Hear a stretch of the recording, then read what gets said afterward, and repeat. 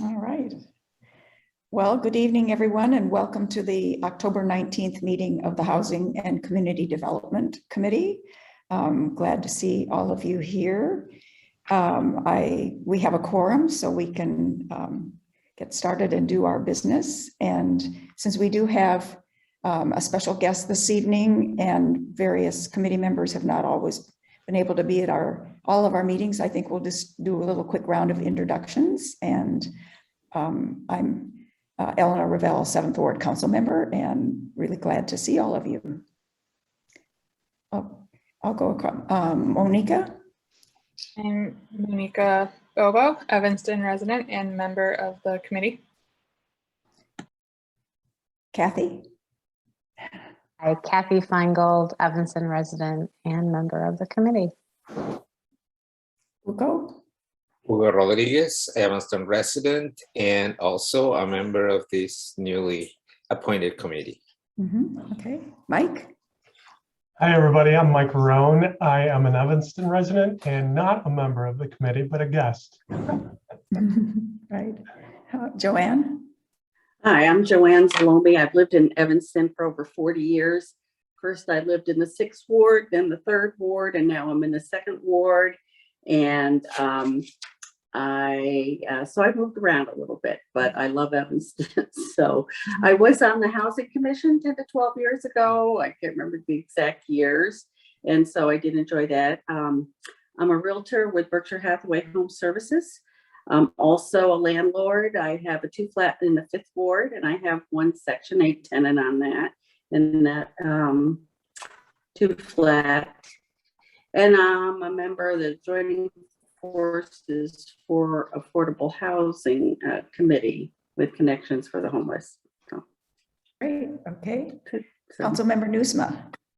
I am Jonathan Nusma, council member for the 4th Ward. Okay. And Councilmember Burns. Yep, council member, committee member, 5th Ward representative, grew up in Evanston. Happy to see everybody here. Yep, great. And I think everybody knows Sarah and Marion, so we can get started. So first, we need a motion to suspend the rules so that members can meet electronically or by phone. Would somebody like to make that motion? So moved. And a second? Second. All in favor, please say aye. Aye. Aye. And I will need to take a roll call actually on Okay, this. fine. Go ahead. Go ahead, Marion. Chair Ravel. Aye. Councilmember Burns.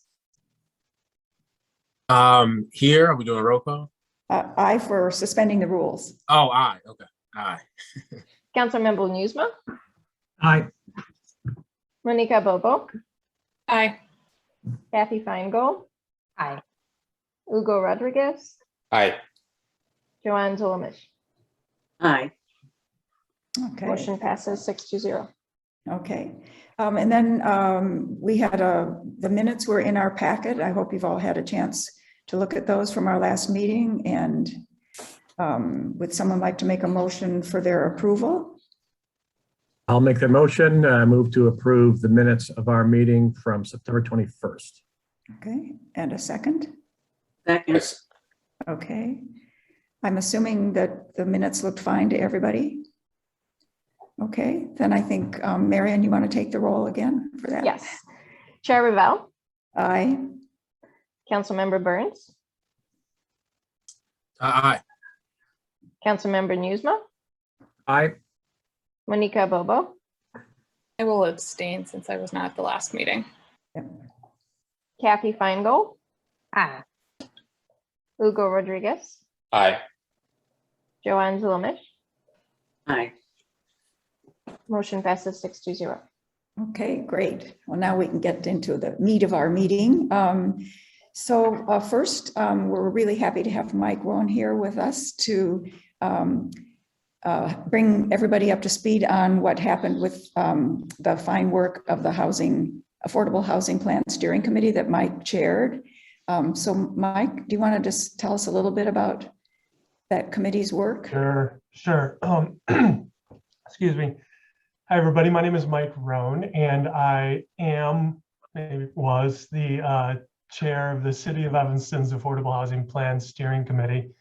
Back in 2019, early 2019, I think it was, former Mayor Haggerty sent out an invitation to members of the public with an interest in affordable housing to gather and discuss updating the city's plan for affordable housing.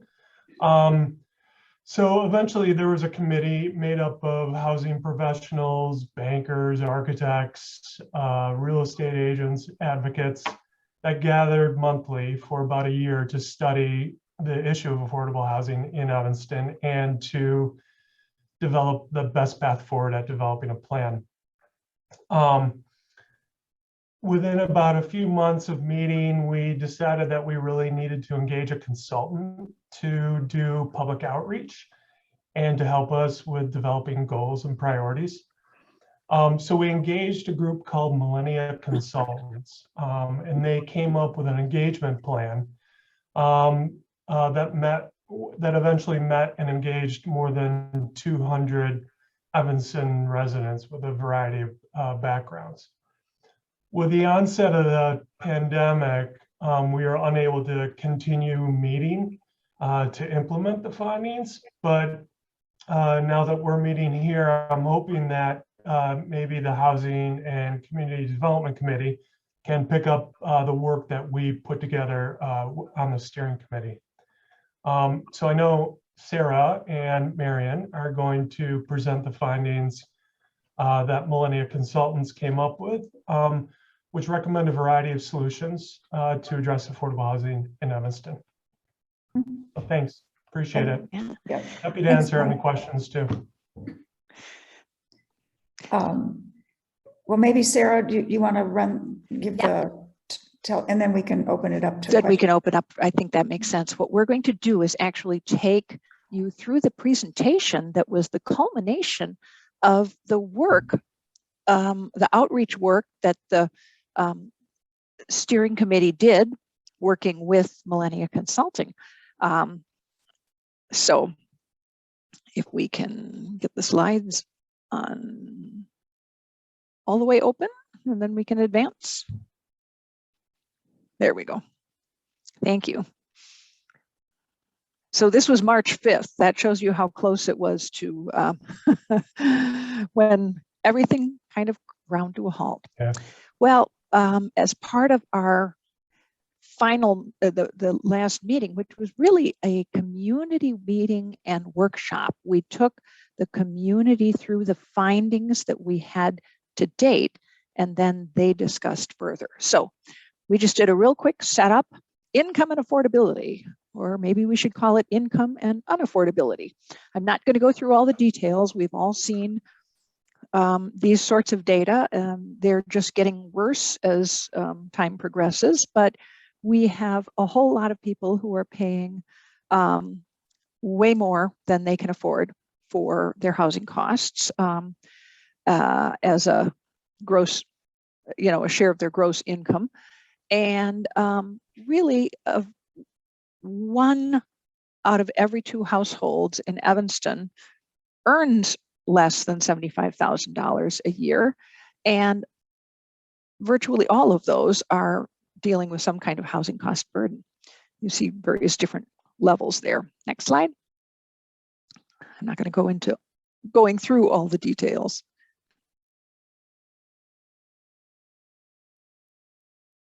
Marion, can you? Yeah, I apologize. My computer is having some issue. Here we go. So this was one that we thought was kind of dramatic because it showed the change in rental prices over the years. So if you look, the dark green line is 2000, the yellowish orange is 2017. And, granted, there weren't a whole lot of units under $350 even in 2000. But what you see as we get into 2017 is really much higher growth in the higher income or the higher rent levels, and real shrinkage of other housing units. So we gained quite a few units, but we didn't gain affordability as part of that. Next slide. Home prices, and I'm sure Joanne and others could update this, but it'll just get worse. Median selling price in 2019 was over 500,000. I think it's well over 600,000 now. I've seen some estimates that are getting close to 700,000. And the median selling price for any 3-bedroom dwelling unit in 2019 was over $400,000. And really, just for perspective, that means if you have an income of about $75,000, you can't afford a home priced over about $250,000. So that gives you some perspective on how many people can't afford anything. Next slide. Another interesting thing that really also sort of talks about the nature of Evanston's market, housing market, is our homeowners tend to be longtime Evanstonians. As you can see here, the vast majority of homeowners had been living in Evanston since 2009 or earlier. With renters, you see a very different pattern. A lot of renters have moved in since 2010 or later, and very few have been living in Evanston since 2009 or earlier. That also means one of the things that happens is when units turn over, the rents also tend to escalate to whatever the current price is, the market rate at the time. Longtime tenants tend to get slightly better rents because they have lesser increases over time because their property managers want to keep good tenants. So getting rental now, you tend to be paying the higher rates. One of the things you see in some of the HUD numbers or census numbers is they'll say, oh, there are this many units that are paying this much for rent, but you never know when those people got into those units. They may have been the people who were living there longer term. Next slide. Housing size and household size. Housing type and household sizes just don't match. Much of Evanston's housing was built for larger families and even multi-generational families. And household sizes have gotten much smaller over the years. Average size when this was done was 2.44 people. But we have a rapidly growing number of small households, but at the same time, we also have larger households that simply are being priced out of the market. So again, we have this mismatch. We also talked about the mismatch in housing types because there are also some people seeking lower maintenance things, townhomes, other sorts of properties. There aren't a whole lot of it in Evanston. Next slide. And the famous funding for affordable housing. What does Evanston actually control? These aren't all Evanston funds directly, because of course the home funds are passed through federal funding, but our home grants have generally ranged from about $275,000 to $380,000 per year. And when you think about that amount, that's about enough to create one unit, depending on the size and everything. So we've really got to go outside for funding. Our affordable housing fund, we have very inconsistent income, and actually it's become more consistent now because our inclusionary housing ordinance is getting units on site more effectively, which means we're getting fewer fees in lieu. So again, we don't have a whole lot of money that is locally controlled.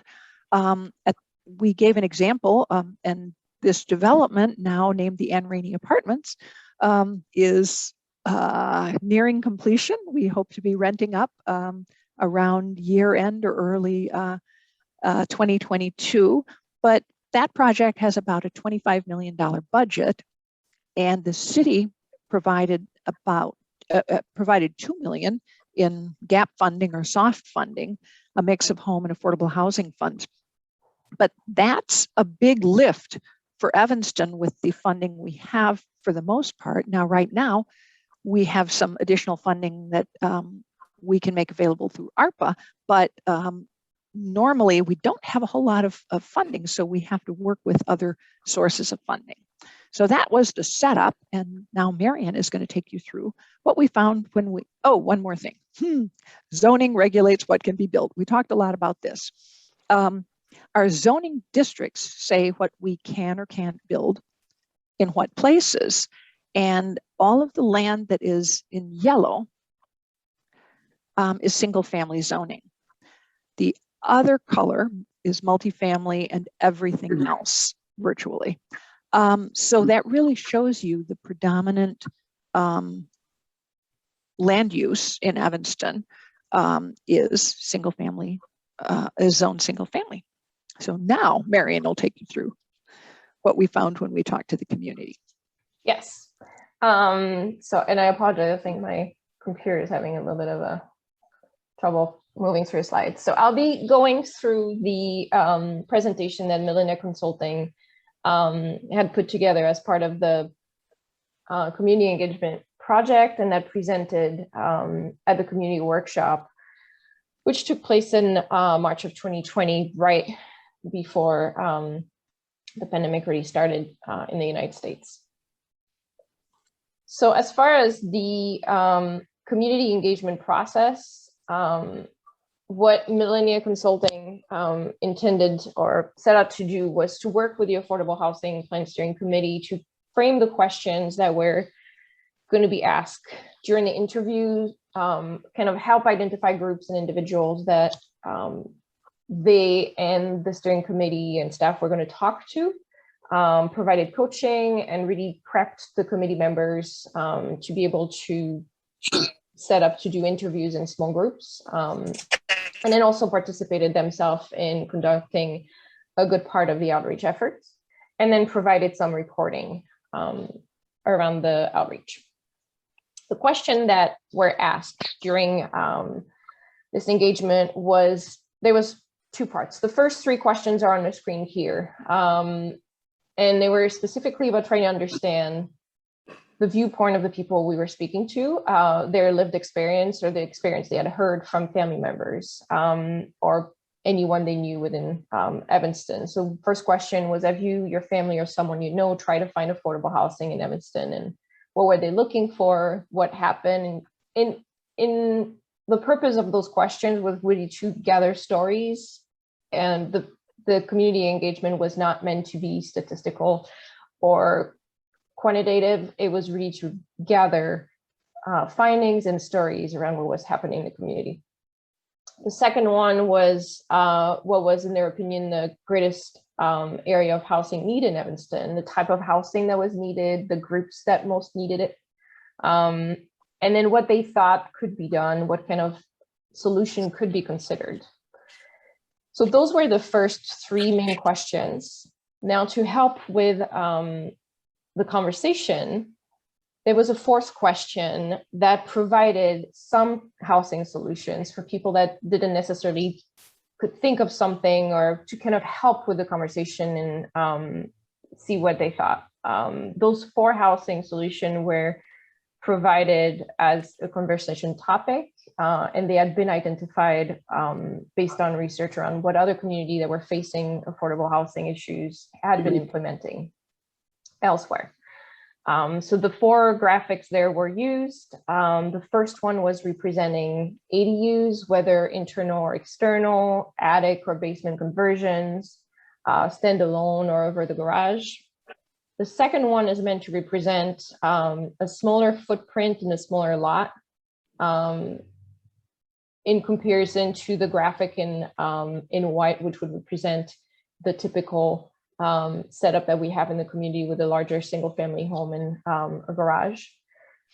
The third one was having the same building footprint, but more units, 2 to 4 units within the same footprint that we have as an example in a single family lot, but converting existing or building new units that would be 2 to 4 units instead.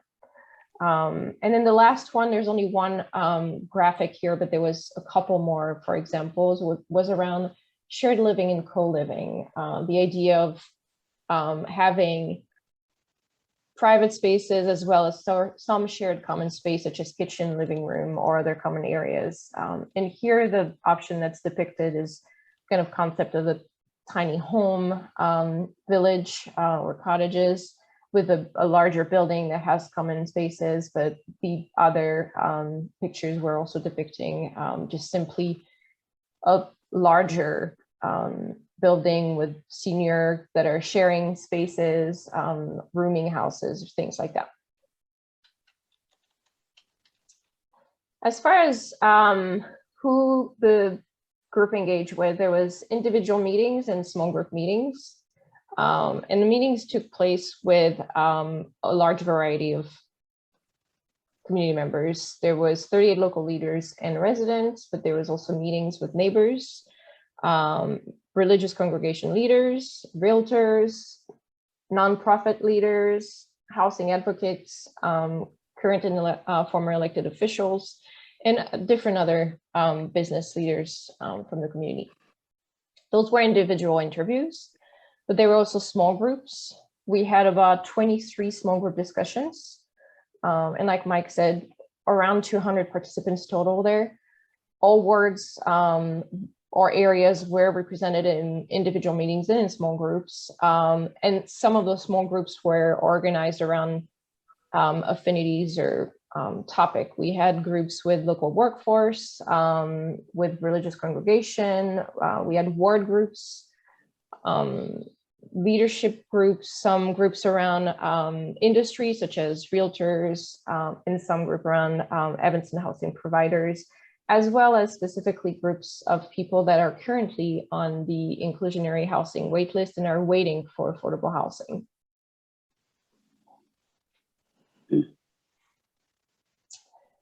Now, the stories, we're going into the stories part of the presentation that were gathered during the process.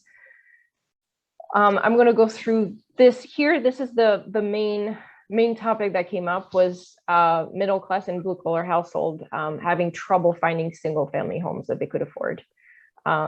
We heard about teachers wanting to live in a community they were teaching, but not being able to and having to go elsewhere. People that were looking to find a home and could find a home, because there are homes in Evanston that are potentially in their price range, but those homes tend to need so much work that they just become unaffordable. And people that grew up in the community that simply just couldn't stay and couldn't afford to stay and had to move quite far. So that was the main story. There was 33 stories related to that single topic out within the stories we gathered. And then we had other ones. The second one was affordable rental housing for low and moderate income Evanstonians. People being pushed out of the community was a recurring topic. People just simply not able to find affordable housing at all. And also local business owners that were hoping that their workers could afford to live in Evanston and stay local and just couldn't and had to find housing in faraway communities to be able to find something that was affordable. Now, continuing around the affordable housing stories, we had key topics. So here you see there's stories that were brought up by 14, 13, 10 people within the outreach. The theme around people that grew up here, young adults, young professional that just can't afford to stay and are forced to move somewhere else and have to leave the community was definitely a key theme.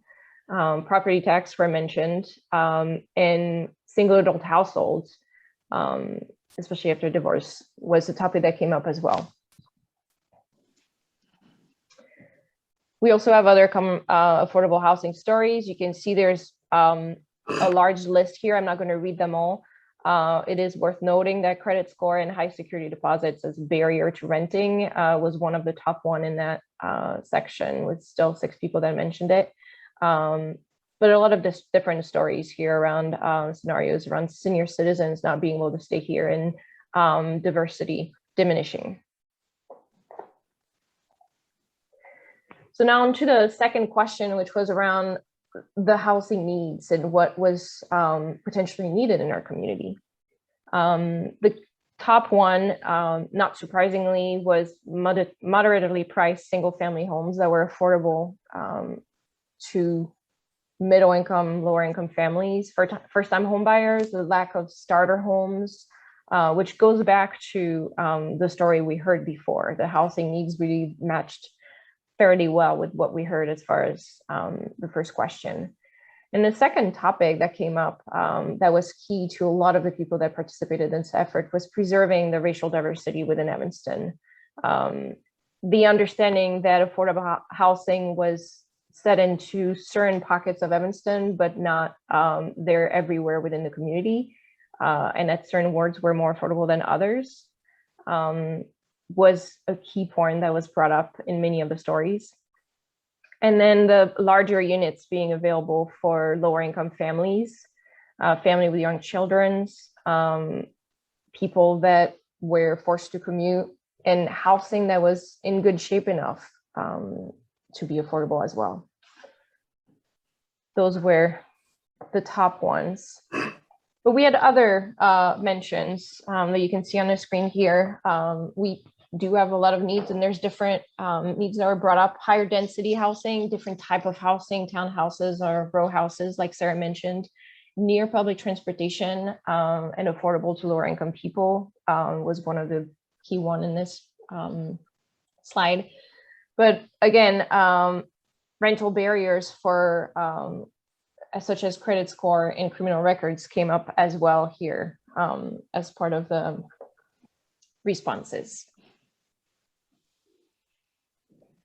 So now to the third question. So those were the solutions that were mentioned by participants on their own as far as what could be potentially done and what they suggested.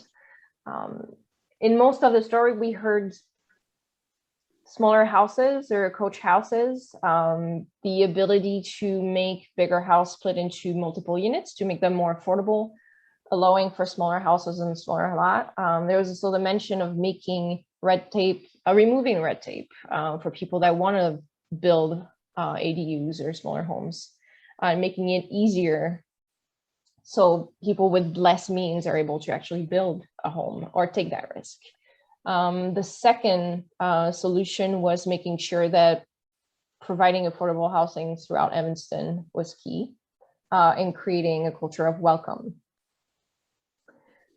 And then Northwestern University being part of the solution was also mentioned frequently within the outreach. Other housing solution that was mentioned was requiring developer to include affordable housing versus making in lieu payment. Now, this is already the case, as Sarah mentioned. So that had, at the time was fairly new, but is the case. And then there was other housing solution, providing counseling to lower income home buyers and renters was mentioned as well, as well as building more townhouses, duplexes, and 3 and 4 flats. So we're seeing common themes throughout those answers, whether it's experiences, housing need, or housing solutions.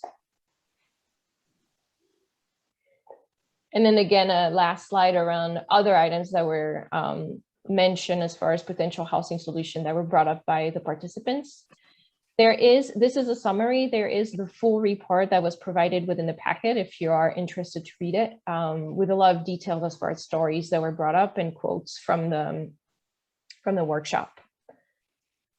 And for the last slide, this was the summary of what the fourth question brought on as far as feedback. So the 4 housing solution that I showed before with the different graphics that were shared with the participants are as potential solution and whether or not they would be supportive of it for Evanston. The first one was named Granny Flats and really relate to ADUs and coach houses, a smaller footprint, smaller lot, same footprint, 2 to 4 units, shared living, co-living. And essentially the result is that all 4 ideas were supported by the majority of the participants. There were different positive results, different range. Smaller footprint, smaller lot had about 68% of people that were in support. but ADUs had a vast majority of respondents that were in favor, with 84% of the participants that were in favor. We also had, as part of this community outreach, an online survey that was available on the website. And those are also results that we could look at. The results were very, very similar from the community outreach, and we had a very, very positive feedback from people that participated in the online survey. And that is it for this presentation. Yeah. So because the committee had felt we need to hear from the public, because if we come out with these solutions without getting any feedback from our residents and stakeholders, we are likely to meet with resistance, because that's just what tends to happen. So that was the purpose of really undertaking this outreach. And as Marion showed, we really had strong support overall for greater housing affordability through a wide range of things. One of the reasons we concentrated on how the built environment, what is allowed in the built environment, is that is something that Evanston controls itself. You know, we don't have the funding, as we saw, to do everything we want, but we can change the way we allow things to be built. And so that was one of the reasons for that approach. But we came out of it optimistically thinking, hey, we've got strong support. And then, as Mike said, we kind of came to a crashing halt, and we're dealing primarily with the pandemic and things. And we are now coming out of that, and we have to look again at how we can improve our housing and make more affordable housing. So I'm going to stop and just leave it for the committee to discuss, ask questions, or anything about. Can I just kind of pipe in here? I know there's a lot of findings there, but I think the overriding theme is more density. You see a lot of recommendations for granny flats and smaller footprints and shared living, even multifamily units around transportation hubs, or even loosening the restrictions of single family housing. But overall, the theme is more density. And I think, I mean, going back to Economics 101, if you increase the supply, then the demand goes down. And so rents are not, or prices are not rising as quickly as what we're seeing right now, which is pretty much a fully built out community. So I think if there's one big takeaway that I want to kind of just pass along to your group is density is good. And I think that was the theme of all of the findings that we came away with. Yeah. Thank you, Mike. Does anybody have any questions, either for Mike or for Sarah and Marion, or thoughts, reflections on the findings? Councilmember Burns. Yeah, and I'll have quite a few, but I'm going to ask this first one, and then I'll kick it to Hugo and whoever else has questions, because I'll come back on with more. Okay. But my first question is, from an affordable housing steering committee standpoint, where do we go from here? Is the idea to continue to work with that committee to develop the plan? Is that now on us as to do in this committee, or what's the idea about the future of the Affordable Housing Steering Committee? I can attempt to address that. It hasn't absolutely been determined, but I can tell you one thing that has to happen is the housing component has to be a major component of the new comprehensive plan that's being talked about, because not only do we have to look at housing in a comprehensive approach, but we also have to integrate it with all the other goals we're talking about, like our CARP goals, our environmental justice goals, and transportation, and all those things. So I would like to think that there is going to be a way for this work that the steering committee did and the work that this committee will be doing to inform the housing portion of that comprehensive plan. I just think we need to get a little farther along on figuring out what that's going to be, including it does have to be approved by council. So, but I think it is absolutely critical that we, it doesn't mean we don't do anything in the meantime. We've actually done quite a bit since that presentation was made in March of 2020. We made major strides in having a much greater ability to have ADUs. I was on a panel that CMAP put together talking to people of River Forest about how ADUs might fit in their community. And in a community where they don't allow on-street parking overnight, you can imagine it's a little bit different from how people here approach things. But one of the other panelists was a gentleman from the builder named Chicago Granny Flats. And he said, Evanston has the best ADU code anywhere in the Chicago metro area. Great. So that was actually really nice to hear. And even though we haven't done small lot housing everywhere or anywhere, I think the efficiency homes on modest lots, non-conforming lots that was approved in 2020 again is a step that direction. We have land that we now say is not buildable. Well, it can be buildable. And I think that can address affordability because they're smaller homes and they're integrated in many cases in neighborhoods that are relatively high cost. So those are just a couple examples of things where I think that we've really made quite a bit of progress, and Evanston should be proud of that work, I think. But I do think we have to, all of this stuff has to be pulled together, and you know, we've been talking about that in terms of ARPA and everything else. How do we make sure that we're looking at all the components of making Evanston the most livable city, or whatever we want to be when we grow up? Sarah, do you envision having these recommendations integrated into the comprehensive plan, or a unique housing plan? And Sarah, before you answer that, because I want to double down on that. So I'm on the Affordable Housing Plan Steering Committee landing page on the city's website.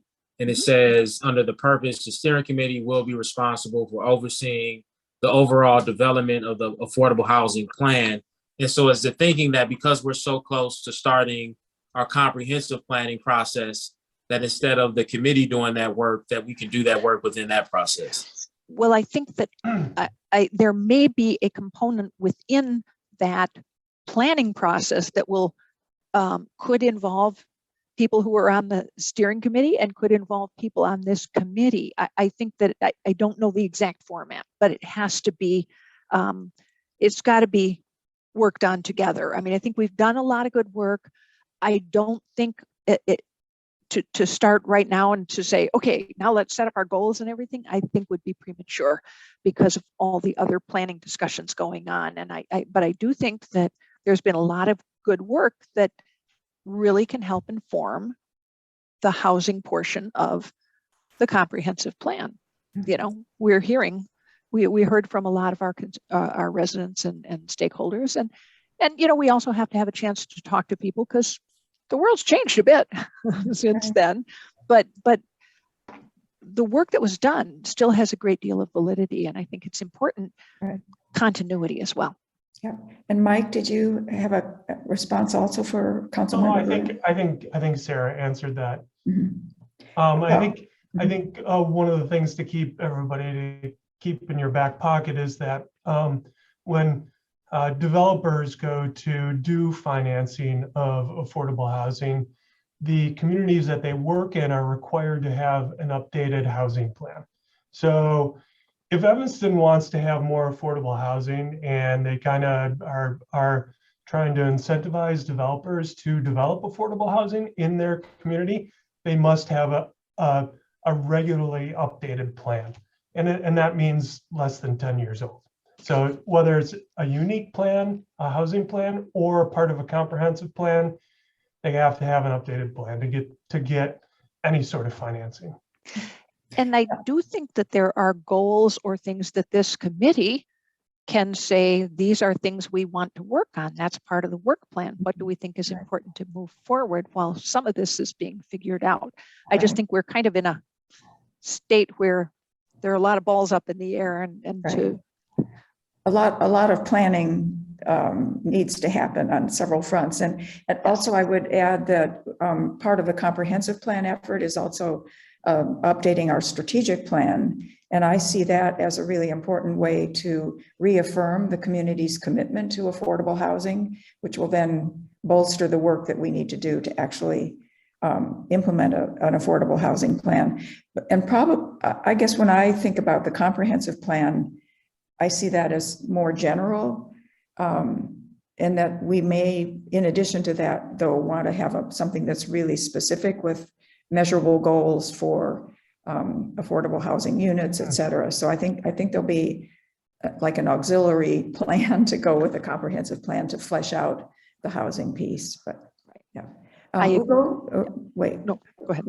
Who is that?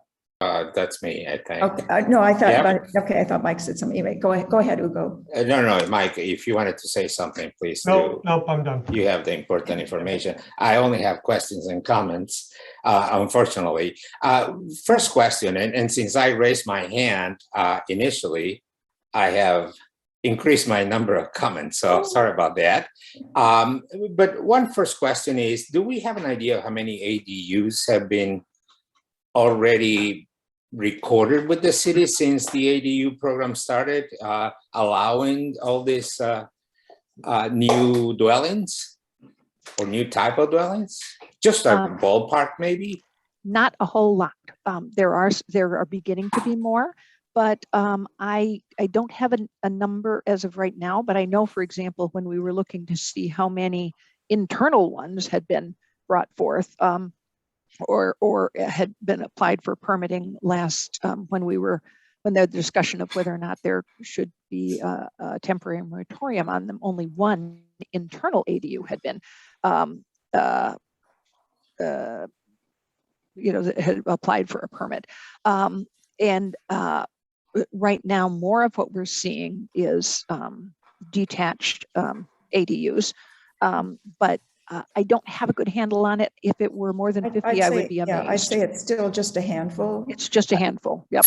But there are a number of people who are really interested in ADUs, and so I think there are a number that are in the planning stages. Which brings that to the actual point I wanted to make, and it is that Evanston really is good on paper, but we really have not crossed that threshold.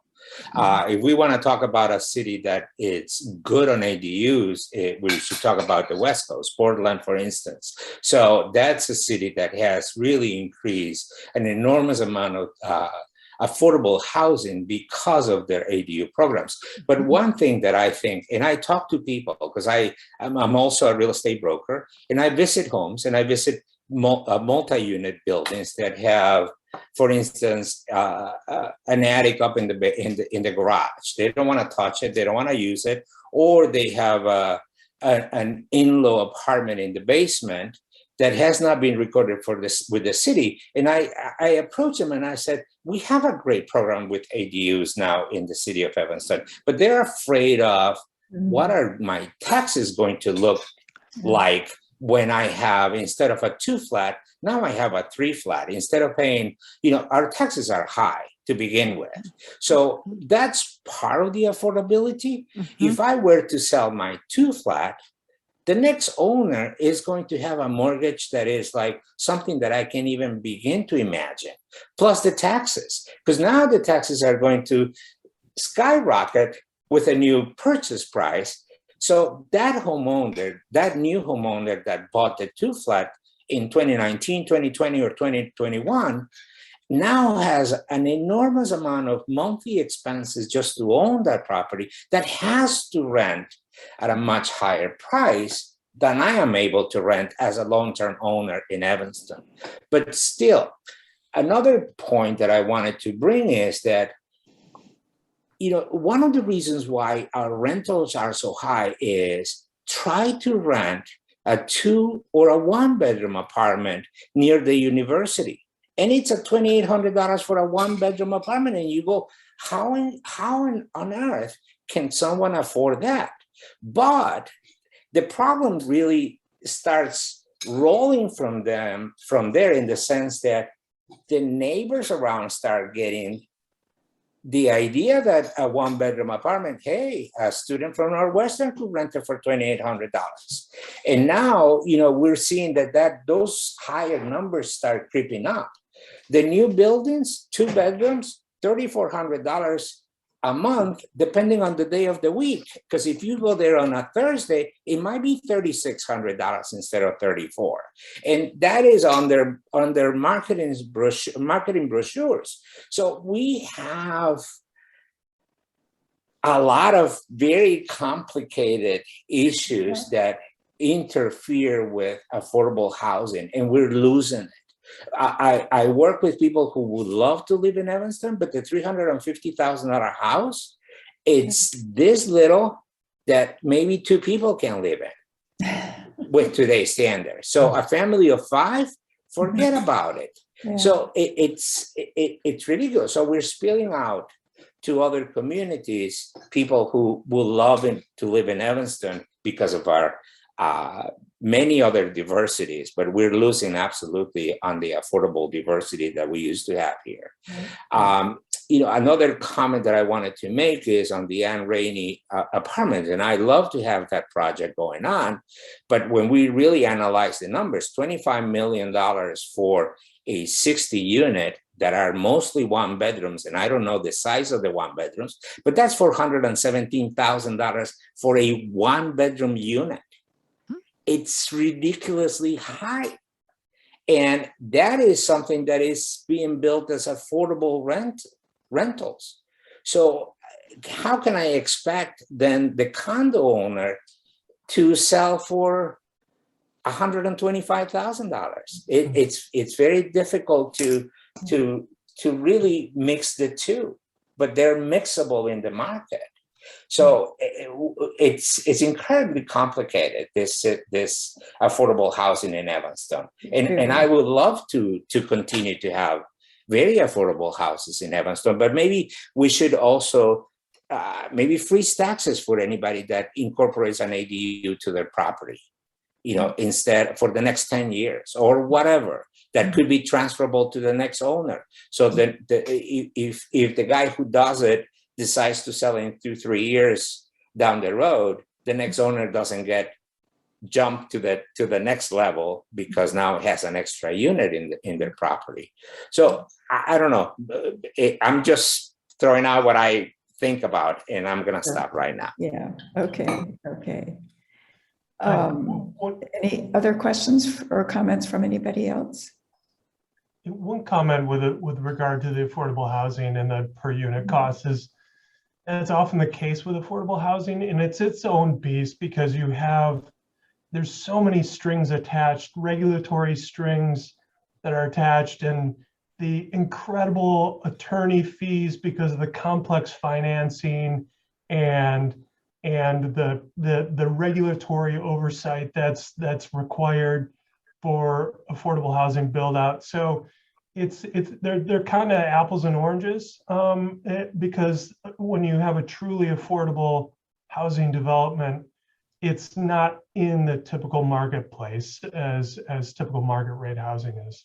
So it's, I mean, believe me, when you see $450,000, $500,000 per unit, affordable housing developers don't even blink at that because that's the reality. I'd like to say something. Sure. And I'll be brief. So I just wanted to say, my cat is on my lap and he knocked my headphones out. So I was going to say that a lot of the ADU ordinances are pretty new. I'm involved with an organization that is trying to build these things. So I just want to say that it takes time. I mean, we can't get to Portland status right away. And because of the pandemic, there was a real slowdown on getting permits. And so I think there's real energy behind ADUs. And I think that's going to really, hopefully, become a real option for people. And as Mike said, supply and demand, it really comes down to that. I mean, with the type of, there's so many opportunities, and obviously we're going to work towards affordable housing planning with the comprehensive plan. But something like ADUs is really a great way to expand the number of housing units in Evanston without affecting, with the current land situation we have, let's put it that way. So hopefully, I really believe that that is one solution, because Evanston has been so great about reducing some of those barriers, that will really make Evanston a model city in that case. Yeah. Councilmember Burns, you have another question for us? Oh, and I'm sorry. And then Councilmember Nusma. I'll go after Nusman because he hasn't spoken yet. Right. Okay, Jonathan. Thanks, Eleanor. I wanted to just put the idea out there of an anti-deconversion ordinance. The theme of the presentation was more density. So in addition to adding units to create more density, on the defensive side, if we could prohibit de-densification, that would seem to go hand in hand with that approach. So I just want to float that idea out there. You want to elaborate a little bit more? An ordinance that would prohibit taking a 2-flat or 3-flat and converting that into a single family. Oh, okay. And Sarah and I had talked about this a few months ago. I'm not sure if time is right to put this idea out there more formally, but I'd like to hear what you think. Yeah. Is that something, Sarah, that you've heard other communities doing? Chicago did it, at least for a while, at some of its especially pressured areas, like along the 606 trail and things like that. There were ordinances to specifically try to protect naturally occurring affordable housing, which frequently is 2-flats. And one of the things that I think this actually ties into also is our small landlords, because in some cases, and we've talked a lot about that, and we'll need to talk about it more, it's getting harder and harder for small landlords to continue to hang on in Evanston and keep, and they are in some cases selling or, getting offers that they can't refuse that make them just say, okay, I'm out of here, which is not going to be necessarily good for us and for our affordable housing. Yeah, okay. Councilmember Burns, back to you. Thank you. So I have a few other comments and possibly some questions mixed in, but just for the sake of process. So Sarah, where are we on our comprehensive planning process? I know I saw in the budget that there was a request, I think, for funding for I don't know if it said a consultant, but somebody to help guide us in that work. But where are we at in that process? Right now, it's in the budget, and it's got to be considered by council and determined if we're going to move forward with it. And what is in the budget exactly? The budget for the I believe it is both for the strategic and the right consolidated plan. I think it's $500,000. Is $500,000. $500,000, yeah. Yes. Both. Yeah. Mhm. in And every this is meeting. somewhat for myself, but also we have community members. What does that 500,000 get us, in your opinion?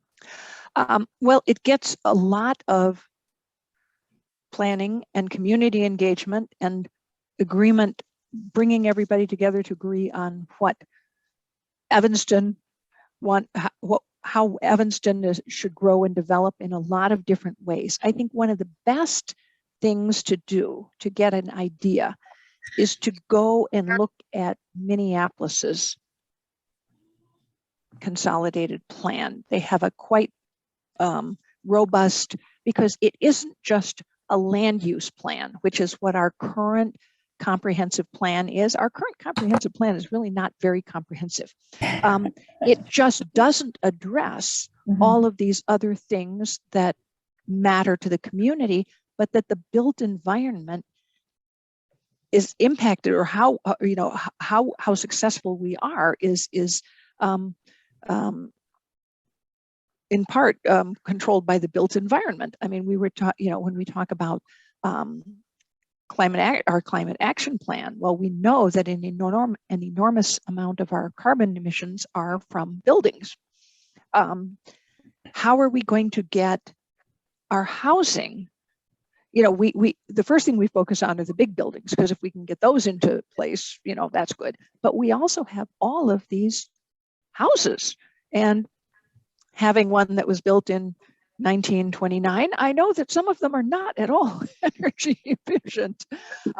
And how one of the things that we've been talking about that I think is a really, really important thing is to look at how can we help our lower income homeowners and landlords of smaller rentals, our local landlords, improve the quality of their properties. That is also going to impact and improve the health of people living there, because we see huge health disparities. Our Census Tract 8092, excuse me, which was our hardest hit census tract during the mortgage foreclosure. And we bought, I don't know, I think it was over 55 units of foreclosed housing in that census tract alone, which is the heart of the Fifth Ward, because people haven't had the funding to maintain their housing. They have mold problems, and we've all had more of that because we get these downpours, and water seeps into one's basement, all that sort of stuff. There is a lot of stuff that we need to do to improve existing housing to address the health disparities. There's a very strong corollary between quality of housing and chronic conditions like asthma. That is, and we do know from a Robert Wood Johnson Foundation report that there is a 13-year difference in life expectancy between the residents of Census Tract 8092 and the residents of Census Tract 8088, which is on the very northeast part of Evanston. That's the most extreme, but these are all things that as a community, I think, matter to us. We have disparities in opportunity in so many ways in our community, and we do have to begin to address them all.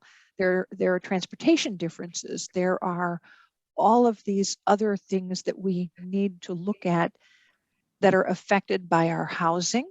I mean, housing, when you think of it, is kind of the backbone of everybody's life. If you're stably housed, it's much easier to progress and have a good life. But how do we get people the same opportunity? Many people don't have the same financial resources in many cases because they have, for many years, not had the same educational opportunities, intergenerational. We've got to look at how we address all of these things. And it's So we're going to tackle all that in our comprehensive plan. That's all supposed to be in the comprehensive plan. Okay. And Sarah, real quick, do you, personally, I'd love to hear from officials in Minneapolis who are integral in creating their comprehensive plan. Is that something that you think is better left to the comprehensive planning process, which I'll of course be a part of, or should we invite them to one of our committee meetings here? Well, we could actually look at that. In fact, I remember, boy, a long time ago, for the steering committee, I was talking with Jane Grover at CMAP, who who used to be one of our council members, who actually had contacts with some of the people who worked on that Minneapolis plan, and maybe that would be helpful. We could certainly arrange for that if that's something that we think would help. You could send us a link to the plan itself so we could absolutely. I think that's, in fact, that's what I'm looking at right now, because I think that is a very it's a very good example of really looking at something that is an enormous change, and they have a comprehensive plan dashboard. So I'll get this information sent out. Of course, I'm looking at it on my other computer, not on the one that I can put it. So I'll send it out to the committee.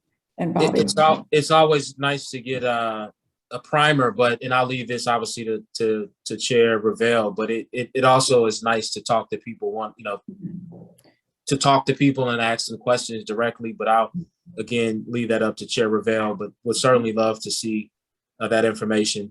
And I'm working my way through these questions, but is there anything else besides what's in the budget that you need from me as both a council member, but also a committee member here, but I guess more a council member, to forward this work? Because I think the Affordable Housing Steering Committee did some really good work in getting us this far. I really appreciated the information that we received, and it was helpful in that a lot of what they heard, I heard at the doors during the campaign.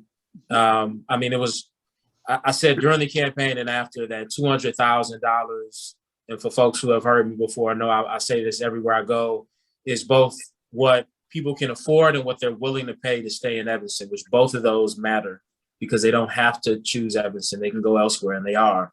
Right. So I really appreciate their work.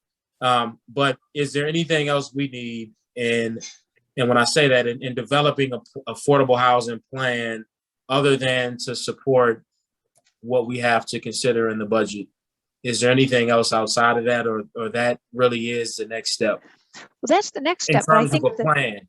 Right. But in terms of getting a plan, I still think we need to continue community engagement, because one of the things that we need to get is we need to get more people on board. I remember something that Mayor Haggerty said when we first were talking about the steering committee and really doing an affordable housing plan. He said, one of the things, we need a plan that we get agreement on, or consensus that this is what we need to do, because he said, you know what, every single one of us, something's going to come up that we personally isn't our favorite thing, or, oh gosh, does it have to be there, that sort of thing. But we have to as a community decide that this is important to be able to work through those, specific things we all run into, I support affordable housing, but I don't really want it there, that sort of thing. We still have a lot of that, and it's a natural reaction. But I think we just need to broaden the tent. I think we need to help people see all of the ways that housing interacts with so many other things.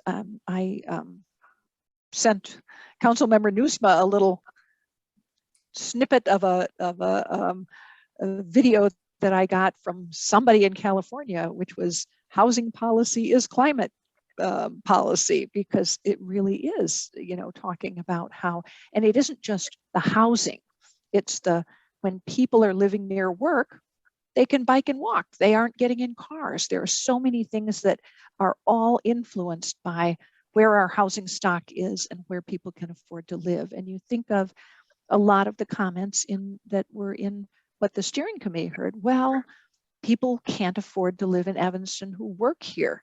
Well, then they can't really be an active part of our community. They're not able to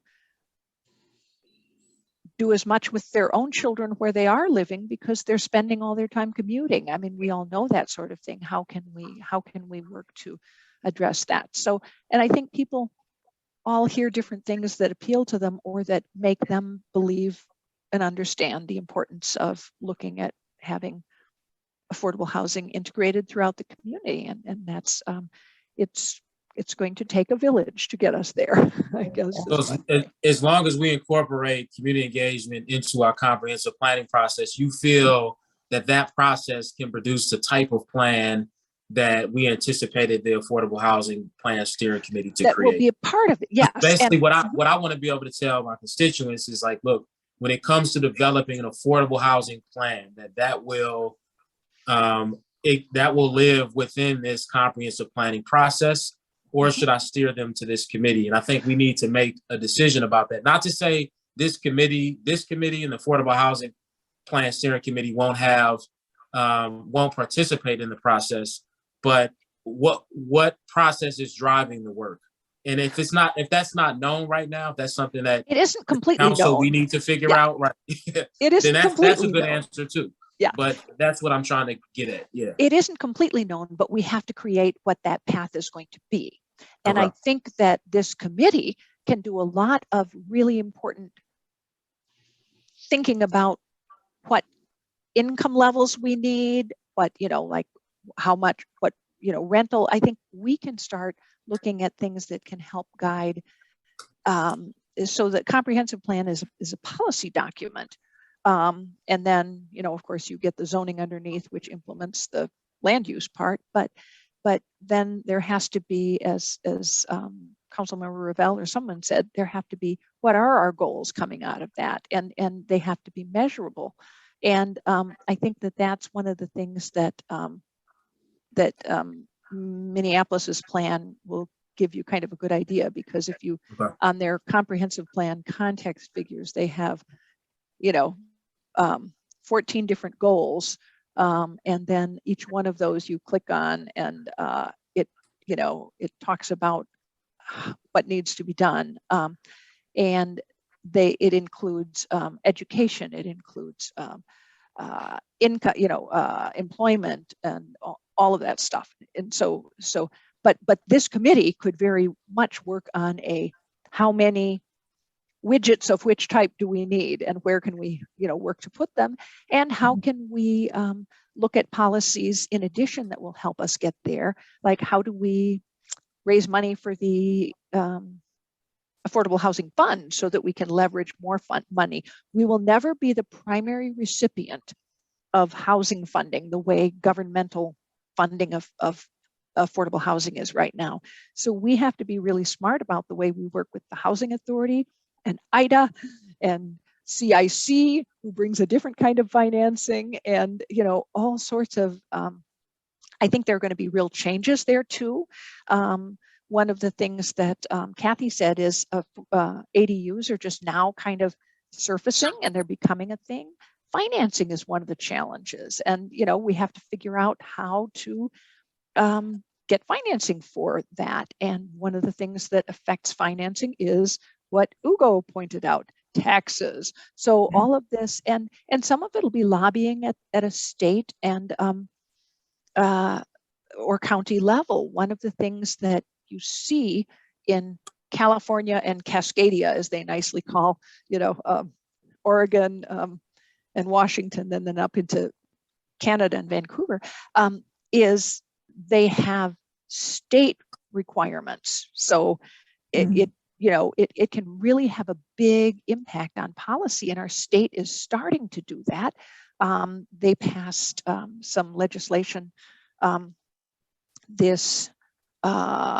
just at the end of this last fiscal year that included something that we're all trying to figure out, which is a tax break in the form of tax credits for new developments that have 20% of the housing, this is rental, affordable at or below 60% of area median income, which sounds remarkably similar to our IHO, except it's double the requirement. But and that is that was key to Chicago's changing its ARO, its Affordable Requirements Ordinance, to a 20% affordability requirement. And one of Kathy's co-workers, Stacy Young, has worked very hard on getting that. And Stacy, as some of you may remember, also helped us do our last revision of our inclusionary housing ordinance, and we're going to do that again in 2022. So we have to, we're not an island and we don't control a lot of things, but we have to work with a lot of other partners and organizations that are working on affordable housing. So one last question, and I'll kick it to Hugo. You mentioned other funders, that we're never going to be the primary funder of affordable housing. And so we need to use our funds wisely. One of my biggest concerns, and I think should be a concern of all Evanston residents, is that we don't often have local preferences, and I know why, but don't have local preferences on some of our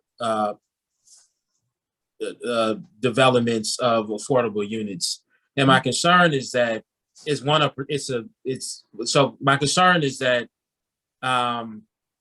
the surveying that was done and the research that the Affordable Housing Plan Steering Committee conducted was, I'm assuming, was reaching out to Evanston residents about what their needs were. Right. And so we're taking in this data and this information, and then if we're using that information to then go and help people who don't live in Evanston, to me, that's not an honest and genuine way to conduct ourselves as a public body. I think we need to be more upfront and say, look, because of this and that, we're unable to create these local preferences. Or, you know what, there are some things we can do, considering that we're not always the primary funder on these projects, to create these local preferences, and we're working towards it. And so my question, Sarah, is how can we ensure that that we have local preferences to a certain amount? I'm not saying 100%, but a significant amount when we are adding Evanston taxpayer money to projects in combination with Cook County money, possibly, and federal money. But how can we ensure that these projects include Evanston residents? Well, we work on what preferences we can get. And in some cases, we have more control. For example, that's one of the reasons we have a centralized wait list for our inclusionary housing ordinance units, which interestingly enough, we haven't put any dollars into, but don't fall under other funders. So we don't have other funders that are saying, wait a minute, they're coming off our wait list. But I want everybody to think too, is like, we're in a metropolitan area and we already have people who have moved out. And I want to give an example. In our neighborhood in the rental program, the Live Evanston, which was the scattered site rental in the neighborhood stabilization program grant, we had a pretty strong local preference. And it was for people who currently lived or worked in Evanston. And that we got that approved by HUD because we said it's a neighborhood stabilization, and they had, it wasn't an absolute, but we could we could put them at the beginning of the list. And one of the things that I had happen is I had people come to me and say, you know what?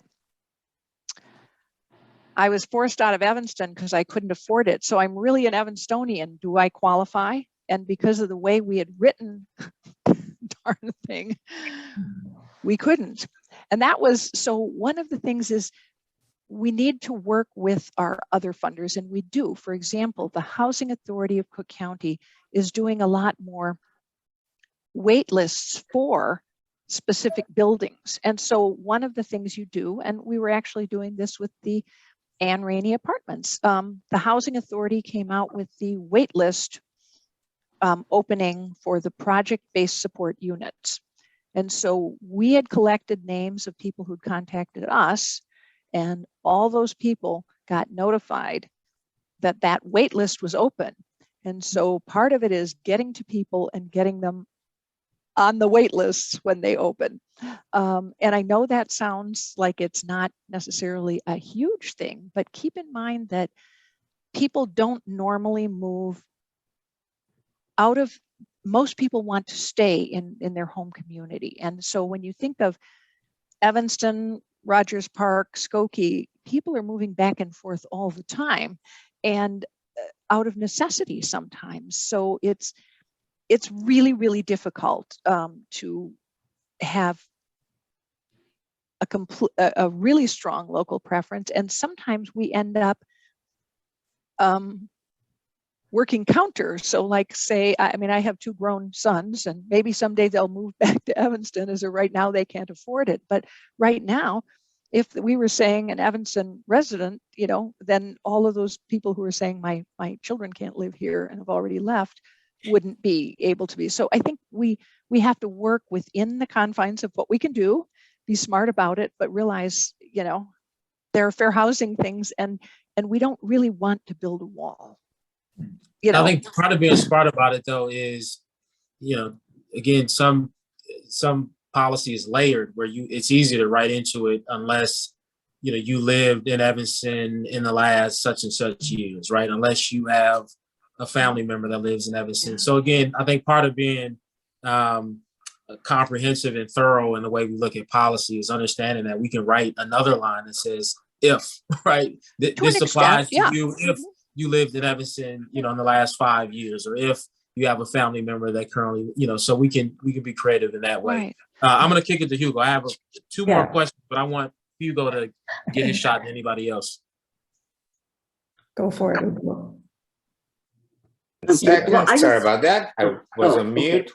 Thank you very much. My question is, in a comment again, I'll try to be brief this time, Kathy, for sure.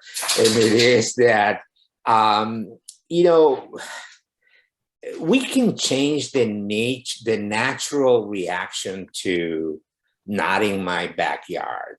That should be one of the things that this committee works on, how to educate the community so everybody is on board with affordable housing. It's just healthy for the planet entirely.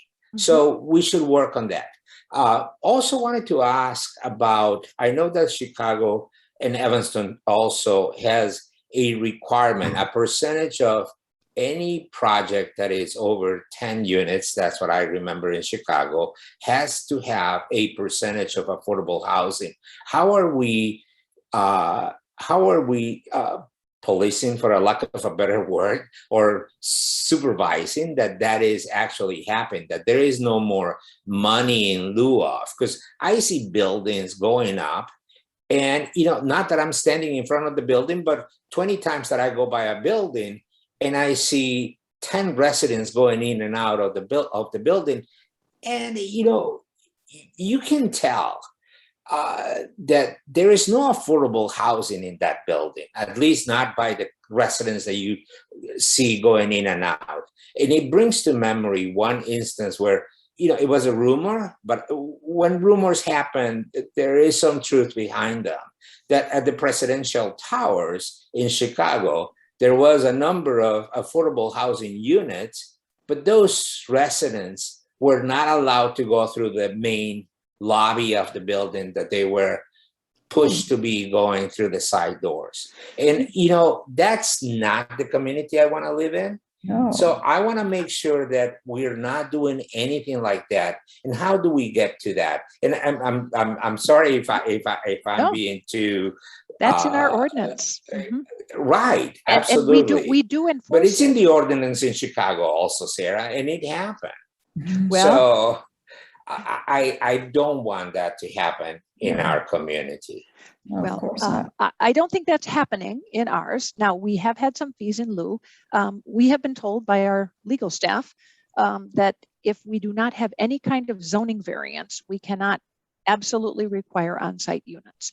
So we try to incentivize them but even more important, we have to help incentivize them under any circumstances. But we actually are involved in the rent up of the units. And that's what Community Partners for Affordable Housing, managing the wait list and then feeding them people who are income qualified for those units, and they put them through their screening process. So we don't leave it up to the developers. One of the things I heard when I was looking at how inclusionary housing ordinances work or don't work is I had seen comments from developers in Chicago saying, you know, we can't find people who are eligible, or we don't know how to do this income certification. So, you know, it's like you're putting all this on us. So we take that off the developers. And I'll give you an example. The first property that was had inclusionary units through our inclusionary housing ordinance was 828 Noyes Street. It has 4 inclusionary affordable units, a studio, a 1-bedroom, a 2-bedroom, and a 3-bedroom.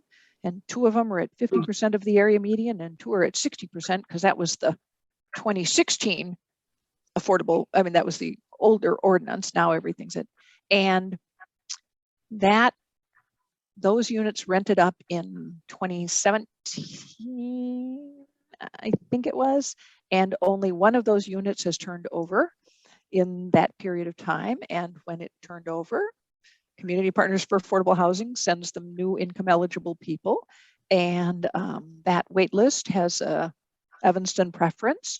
And then every year when they're going to lease up again, renew a lease, there is an income certification we have on our website. What happens, how much your income can rise before you have to go out and be in a market rate unit.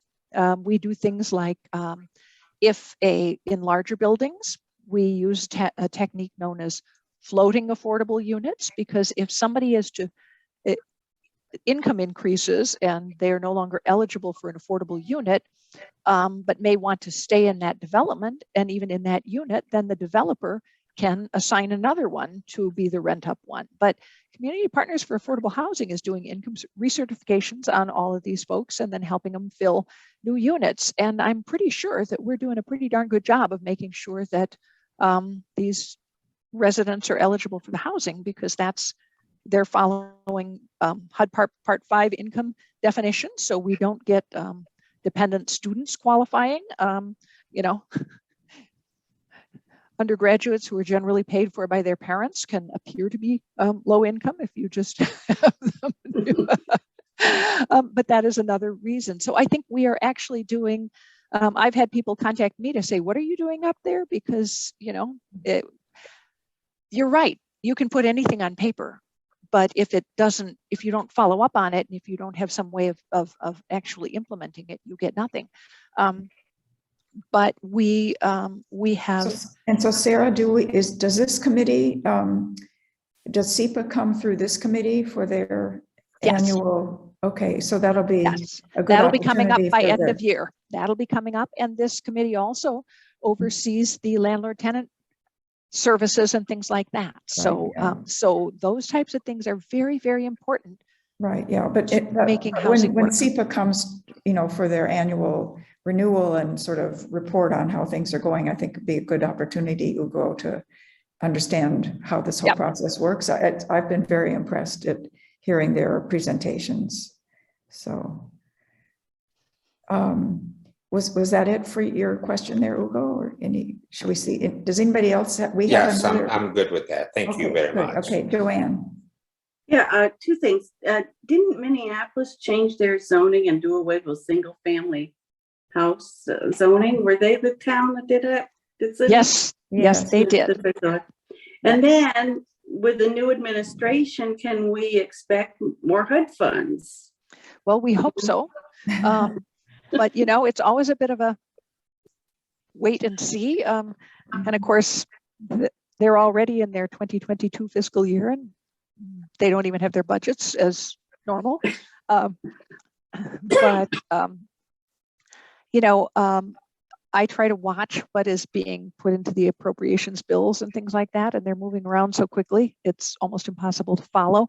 But I don't think we'll be seeing a decrease, and I'm hoping we will see an increase. But we also, as we get into the discussion of some of the funding that the city is talking about using of its ARPA funding for affordable housing, I would hope that some of those discussions would come to this committee, because I think that, again, we have to have one group specializing in looking at this for the city, not just having random, you know, well, we can have a good discussion about the ARPA funds, right?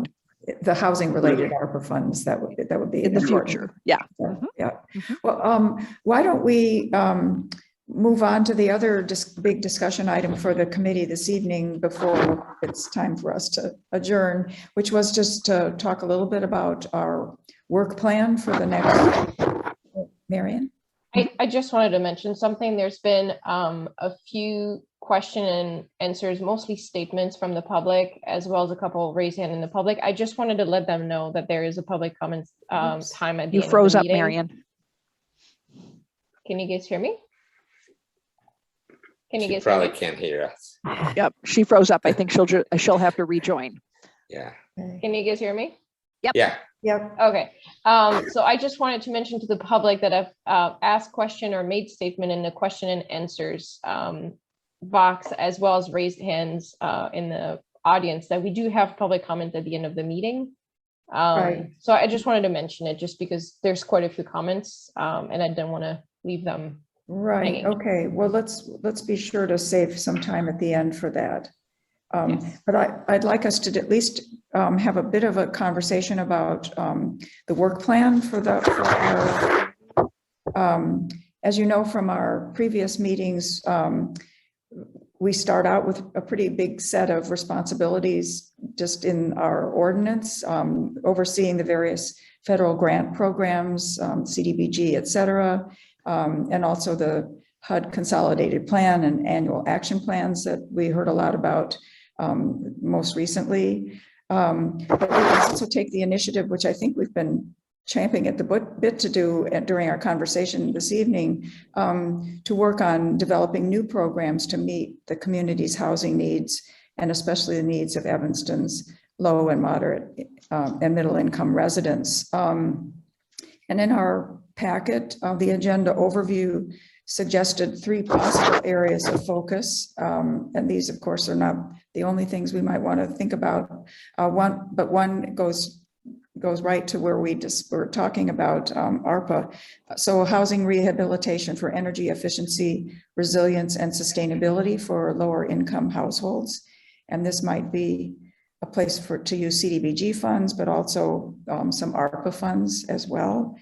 And this would obviously mesh really well with our CARP goals and also the Partners for Places project that we just completed recently.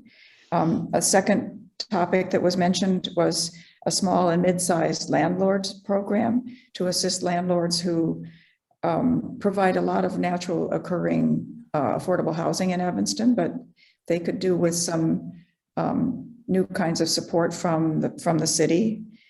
And then the third thing that we do have to do at some point in 2022, because it's part of our ordinance, is we have to review and update our inclusionary housing ordinance and see whether there are ways we want to strengthen that.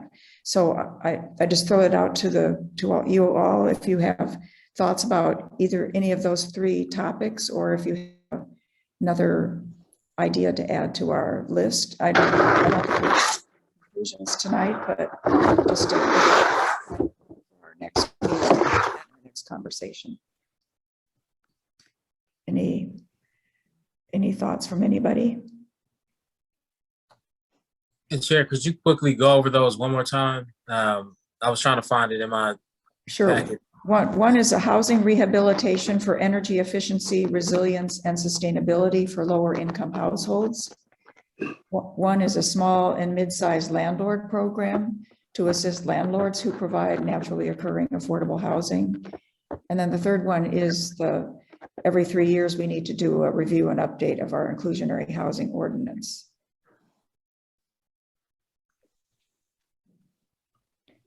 And the idea is that for any of these that we want to tackle, we might have a subcommittee with a couple of committee members and maybe members of the public to join as well. So it's not just on this committee to do everything, but if whatever we want to tackle, we want to be sure we're focusing on it and devoting the proper resources.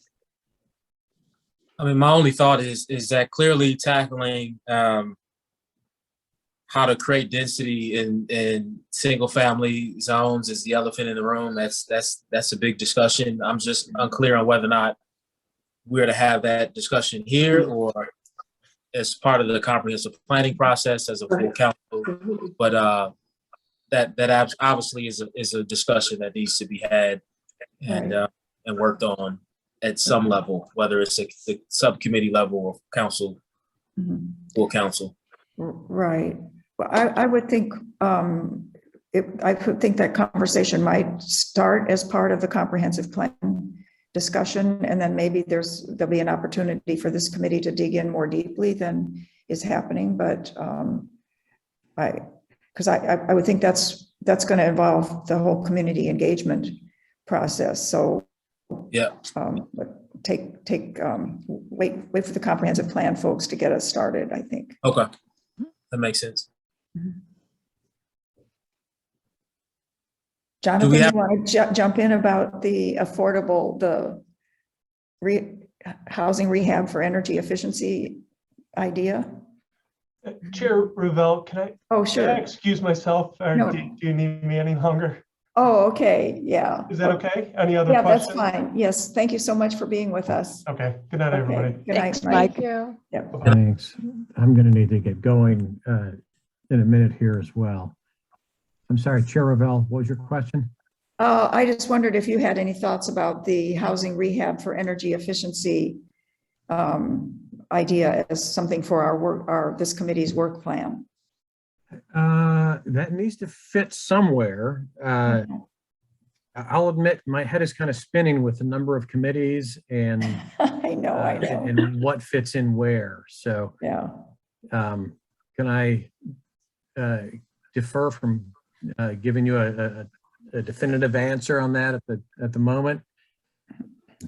But on a somewhat related note, like I'm hoping and concerned that we are might be putting too much into the comprehensive plan, because I want a lot of the CARP implementation and environmental justice stuff to go in there. We talked tonight about how we also want an affordable housing plan to go into the comprehensive plan. So what are we getting ourselves into with one comprehensive plan? Is that the proper approach to take? Yeah.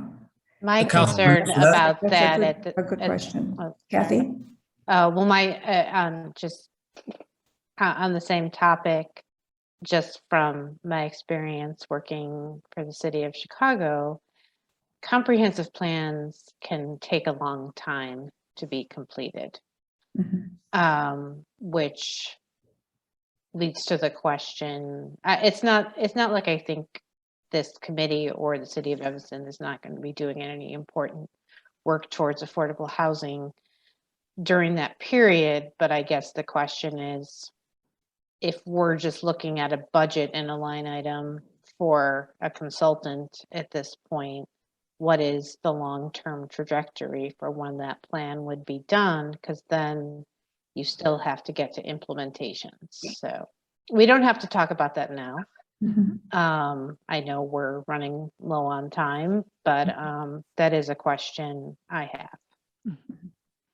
Well, maybe for our next meeting, we could have a little bit more information about what the timeline would look like for this comprehensive plan, and maybe a better idea of just, how big is it, and how is it going to have all these different sub-plans, or, how are we going to tackle these, really big issues that are, not normally thought of as part of a comprehensive plan. I'm not sure we can bring that back at our next meeting. Okay. Because honestly, I don't think that we have enough information right now, but it is something that I think has to have a commitment from council, or council has to request more information that we can then. It's not something that I should go out and create, because that would be, I would be getting out ahead of myself there if I were to try to do that. I will certainly send out information on some examples, though. I think that would be very helpful, because it really is, and the comprehensive plan is not the down to every strategy and how many of everything you need. So, and we can start defining some of those things that we think need to be done. But I do want to make a comment about changing single family zoning and things like that. Without a comprehensive plan or a change to our existing comprehensive plan that is in conflict with our current comprehensive plan, because it just, you know, so we have to pretty much say, what are we trying to do in order to make the zoning make sense? That's one of the ways the comprehensive plan works from a land use standpoint. Right. We don't necessarily not make any changes, but I think right now, if we were to come out and say, we're going to recommend that we eliminate single family zoning, I think that we would probably have quite a bit of angst in the community without a little more discussion. Right. Yeah. Ugo, you had your hand up. I was just going to, you know, because the comprehensive plan is, to me, is like a really blanket over everything is comprehensive. But bringing back to your energy efficiency for affordable housing, I think that is something that we should definitely try to have a deeper discussion within this committee at one point or another. I think that that's just part of being responsible to not only to our city, but to our environment, to our planet in general. So I would consider that will be should be one of our priorities here in this committee as well, to make sure that we include that. Mm-hmm. Great, thank you. Yeah, Councilmember Burns. Yeah, I just wanted to say, you know, my question was more related to, you know, where is the work going to be done? Are we going to do it as a committee in terms of the single family, creating more density in single family areas? Is the comprehensive plan, the consultant, going to do the work, right? Like, answering these questions are important. And if that's on us as a council to answer those questions, then so be it. I think that then we'll do it. I'm just trying to get some clarity around where is this work going to happen? Who's going to make, you know, how are these decisions going to be made? And, you know, I think that Minneapolis might be a good start. So I agree, Sarah, with you there, that if they were able to successfully create a comprehensive plan that included all these sub-plans, then maybe that is a route that we can take, and especially if, Sarah, you feel like it was particularly useful. You know, it was a plan that they were able to act on and to gain a lot of ground on. So I think, you know, having it to read is great, but again, I'm going to underscore, I would love if we can schedule some time to hear from them directly, to be able to ask questions to their officials who are part of creating, or consultants who are part of creating that plan. I think that would be particularly useful.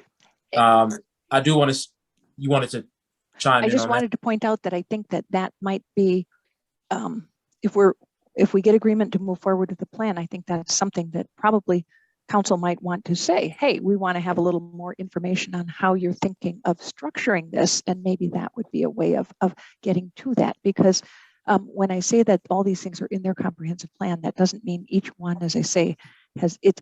They're all woven into how are we making Minneapolis the community we want to be, that gets rid of the economic disparities and all the different things that we all, you know,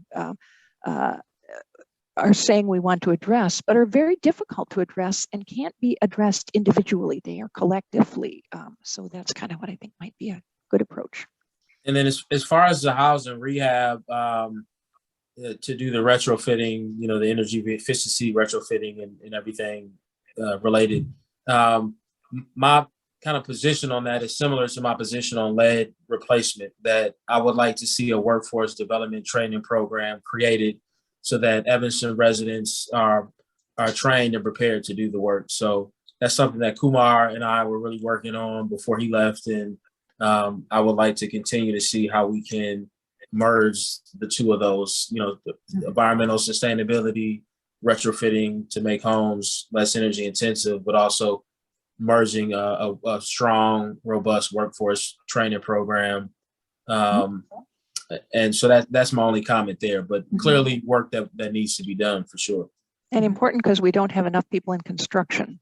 You're absolutely right. Right, Yeah. right, yeah. Mm-hmm. Great. Okay. Well, I think we can come back to this conversation at a future meeting, but it's something to keep thinking about in terms of what we all want to accomplish during the next year or two. And so there were a few things in the packet that were requested. One was the review of the CDBG activities and funding of activities for the last 5 or 6 years. There, did you see that, Councilmember Burns, in the packet? That was you requested that. I'm just going to kind of run through things because I want to make sure we can have a few minutes for the questions from our audience, our public.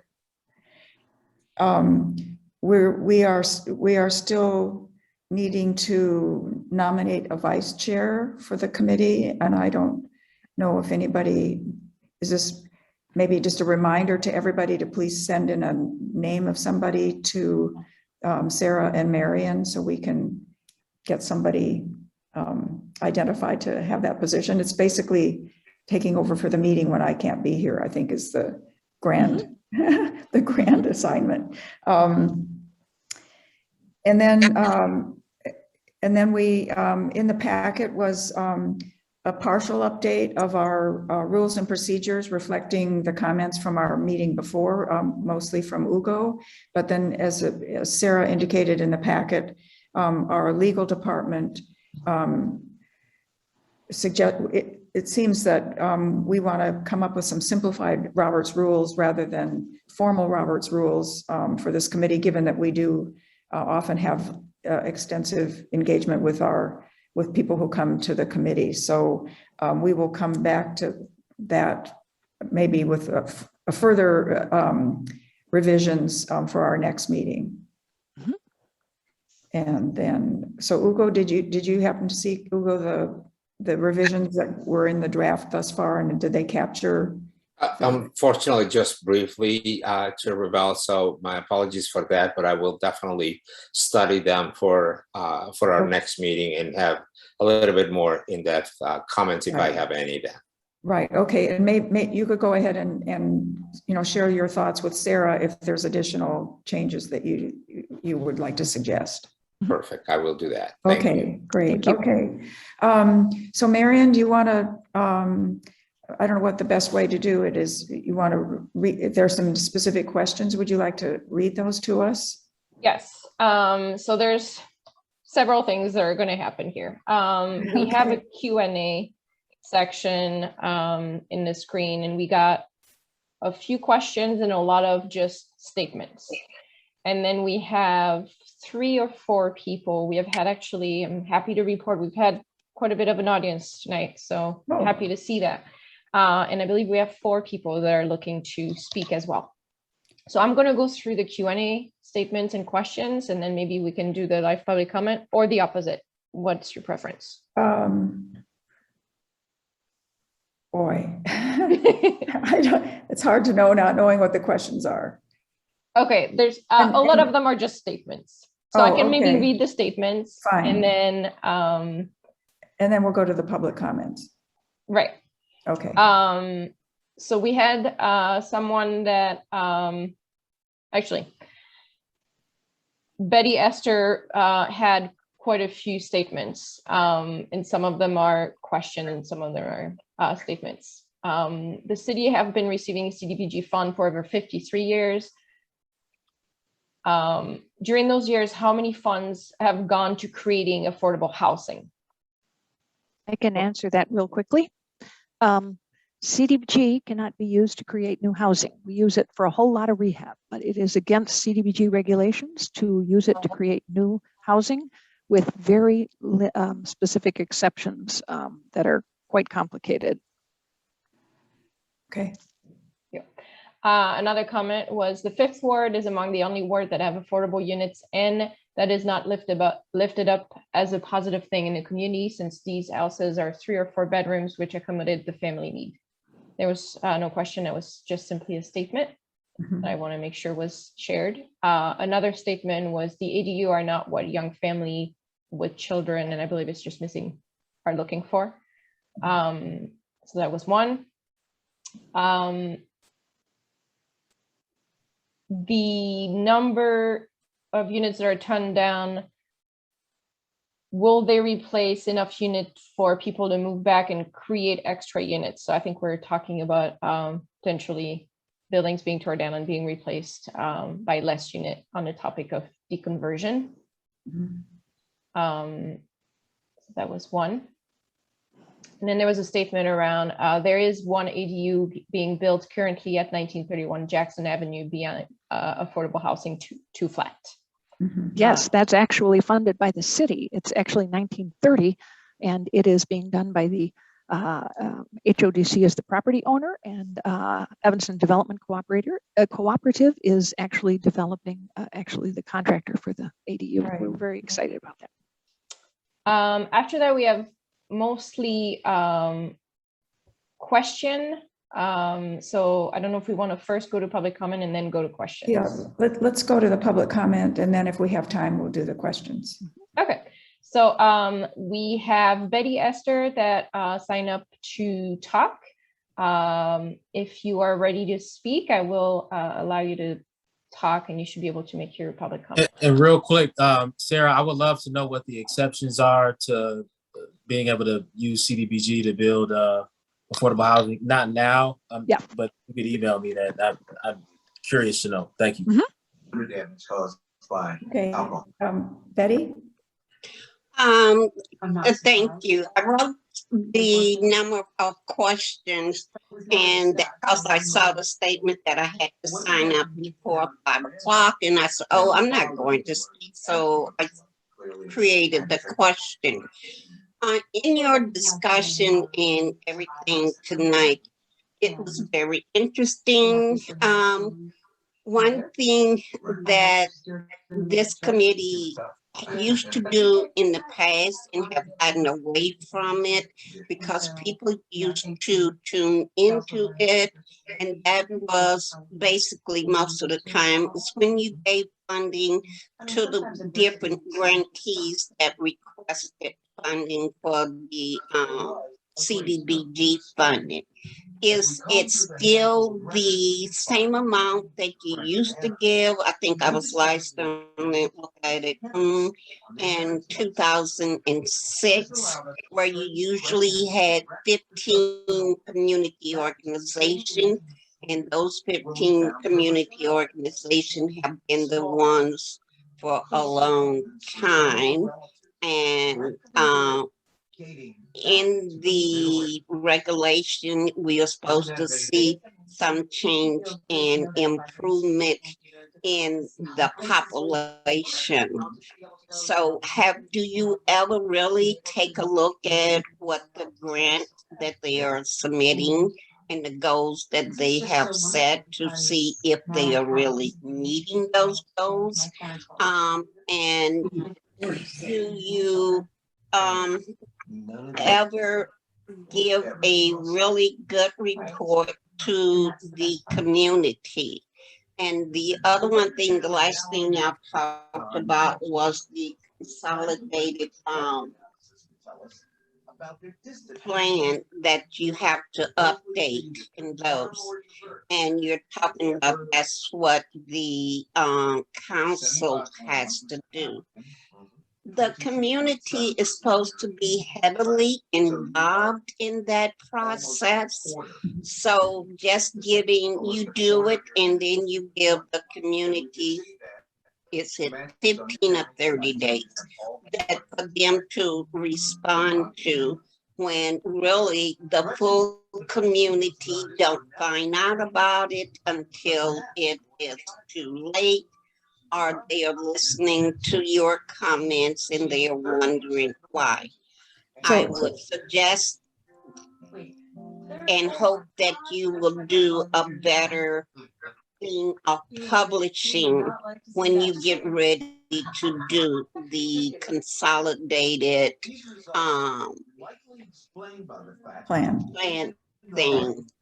So Betty, if I can try to answer your first question, I think the various organizations that receive funding, that's with the Social Services Committee, Sarah, rather than this committee. So that's a different committee than this group. And then for the comprehensive plan process, it has a heavy community engagement component. So I think there'll be, I fully expect there'll be a lot of opportunity for members of the public to provide input early in the process. So stay tuned. Yeah, the one thing that the social service, so evidently you have changed it around and I never did understand why. Because the 15 organization before, they came to the CDBG, what you now call housing. Right, but we've completely changed. We've combined and separated committees, so they're now two. This committee doesn't do those those separate grants. That piece of the old committee has been given to the new social services committee. So you give the money that is allocated, that portion of the CDBG money, which is 15% to the social service committee? Is that right, Sarah? Yes, Betty, what has happened is the Social Services Committee oversees the allocations of CDBG Public Services money and city funding for social services that used to be called the Mental Health Board.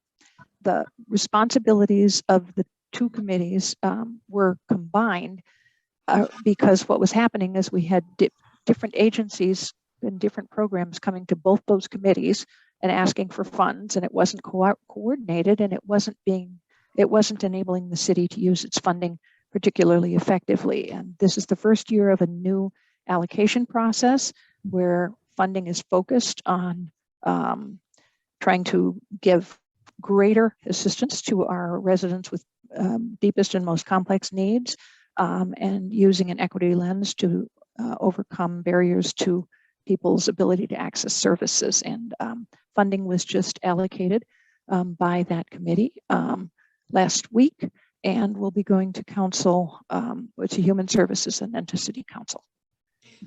Okay, so when you get ready to do your comprehensive plan for the HUD funds, then both groups come together to create that document. The one reason I'm asking, we are giving these organizations money. These organizations should be responsible for having their constituents and the people that gives them funds to have a lot of input into that process. If they just hand out the paper and say, here, read this, and then give us your feedback later, which is not a good thing in my opinion. But there need to be more interaction with the organization, with the constituents and the people in the neighborhood, the ones that they say they serve, for this to help determine if we can allocate or put forth a case to obtain more funding for us. Okay. So that's what I think should be done. Okay. Well, thanks, Betty. The overall. So Betty, we need to. Tonight was pretty good. Thank you. I'm We're sorry. Yeah. So Betty, we need to there. Can we hear from another person in the public there? Yes, we have Sue Lowell back. So I'm gonna unmute you. Okay. Hi, Sue. Hi. Let me see. This has been a great conversation. I want to thank all of you for the work that you're doing. I think it's great we're talking about a comprehensive plan and having housing really be part of that. It is a little, I mean, I'm always in a hurry, so I feel like this is a really long process. Yeah. It's going to be a really long time before we have an affordable housing plan in place. I do know, I mean, Sarah, you mentioned earlier that, you know, we have made a lot of progress even without having an up-to-date plan. And joining forces has been doing, I guess you could call it asset mapping. We've really been looking at all the work that's been done on affordable housing, as well as all the different groups that work on affordable housing. right now there are, I think, 11 different bodies that are part of the city of Evanston that are potentially doing work on affordable housing, from reparations to this committee to the Equity and Empowerment Commission and so on. And they all seem to be working in a somewhat fragmented way. And so I would expect that as we move into the comprehensive planning process, I would expect that this committee has a lot of input and really sort of helps to drive the focus of that comprehensive plan as it relates to housing. And I don't know, from the work that Joining Forces has been doing, it feels like there is a real need to sort of do some sort of a mapping of who all has their hands in affordable housing, what they're doing, how those pieces tie together, if they're talking to each other. I mean, as far as I know, the Housing Commission, the Housing and Homelessness Commission, and the Reparations Committee never ever met together to talk about things.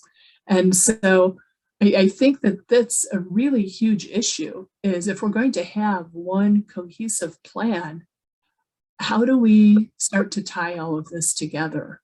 I think it's a real big issue in the city. And so that was just my suggestion after hearing the conversation. Thank you. Yeah, no, that's a very important point that we need to think about as we move ahead with the plan. I mean, it feels like this committee is sort of, should be the center of this. Right. Yes. Right. I think we also have a history of city council not necessarily really paying attention to what the committees and commissions are doing and recommending.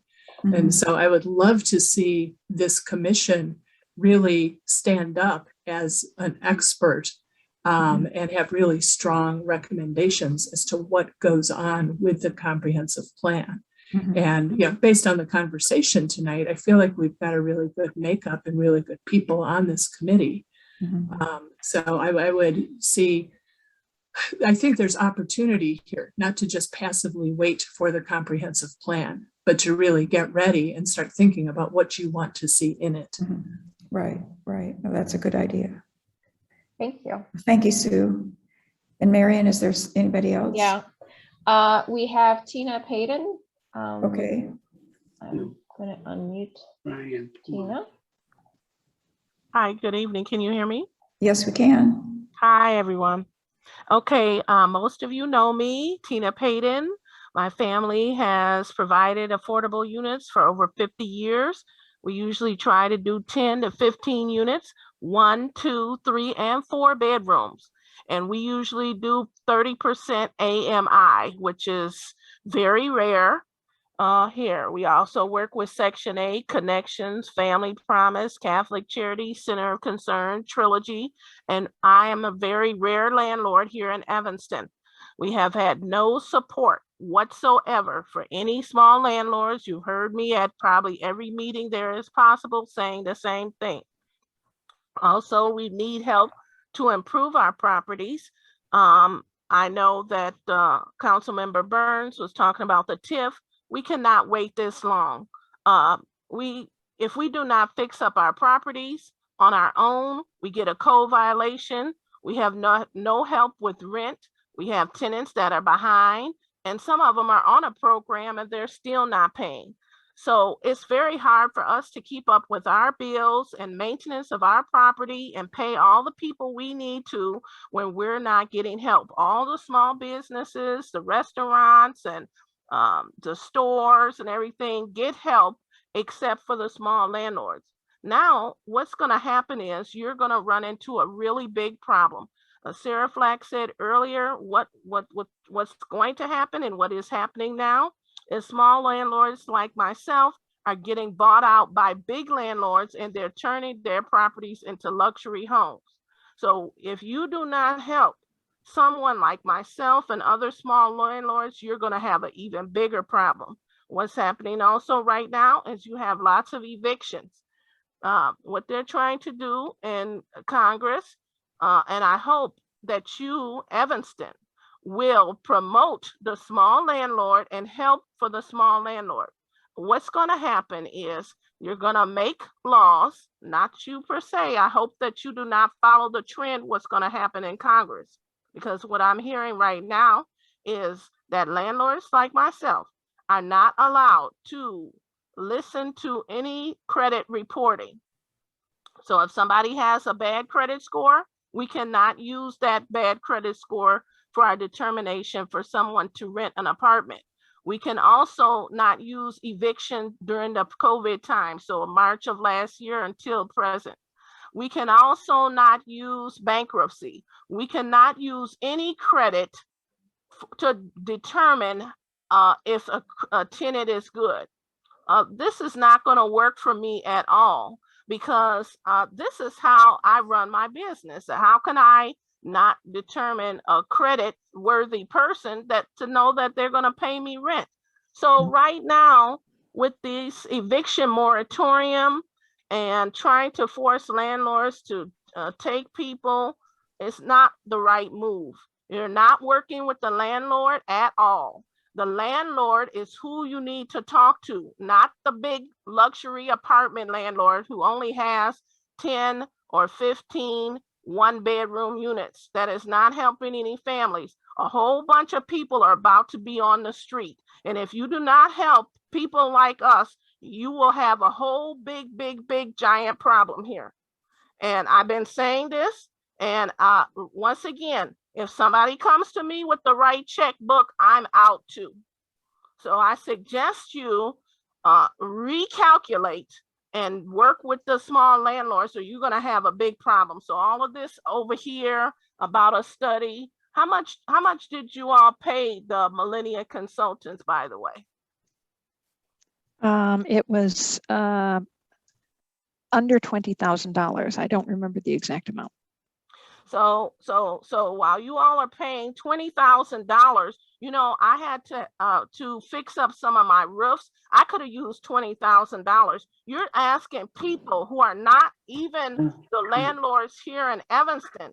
This is very critical. The results that you got from the consultants, they're like defunct right now, because we went through a whole process of eviction moratorium and COVID.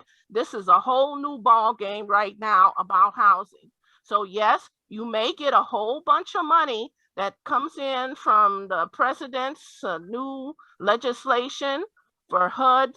They're planning on giving, I think, 700,000 new vouchers, affordable housing. Now you have to think about who is going to take the voucher. You have luxury housing, and these people that are coming in and buying up places, they don't care about any voucher. They're not going to take a voucher, and then you're going to still have a whole bunch of people on the street.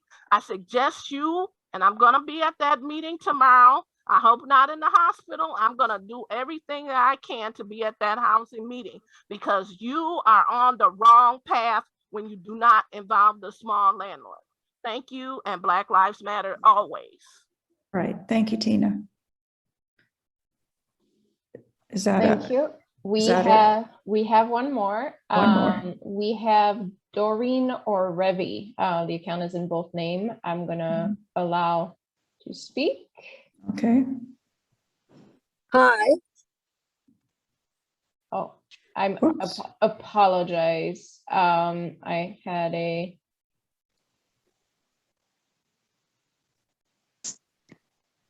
Okay, Doreen. I believe.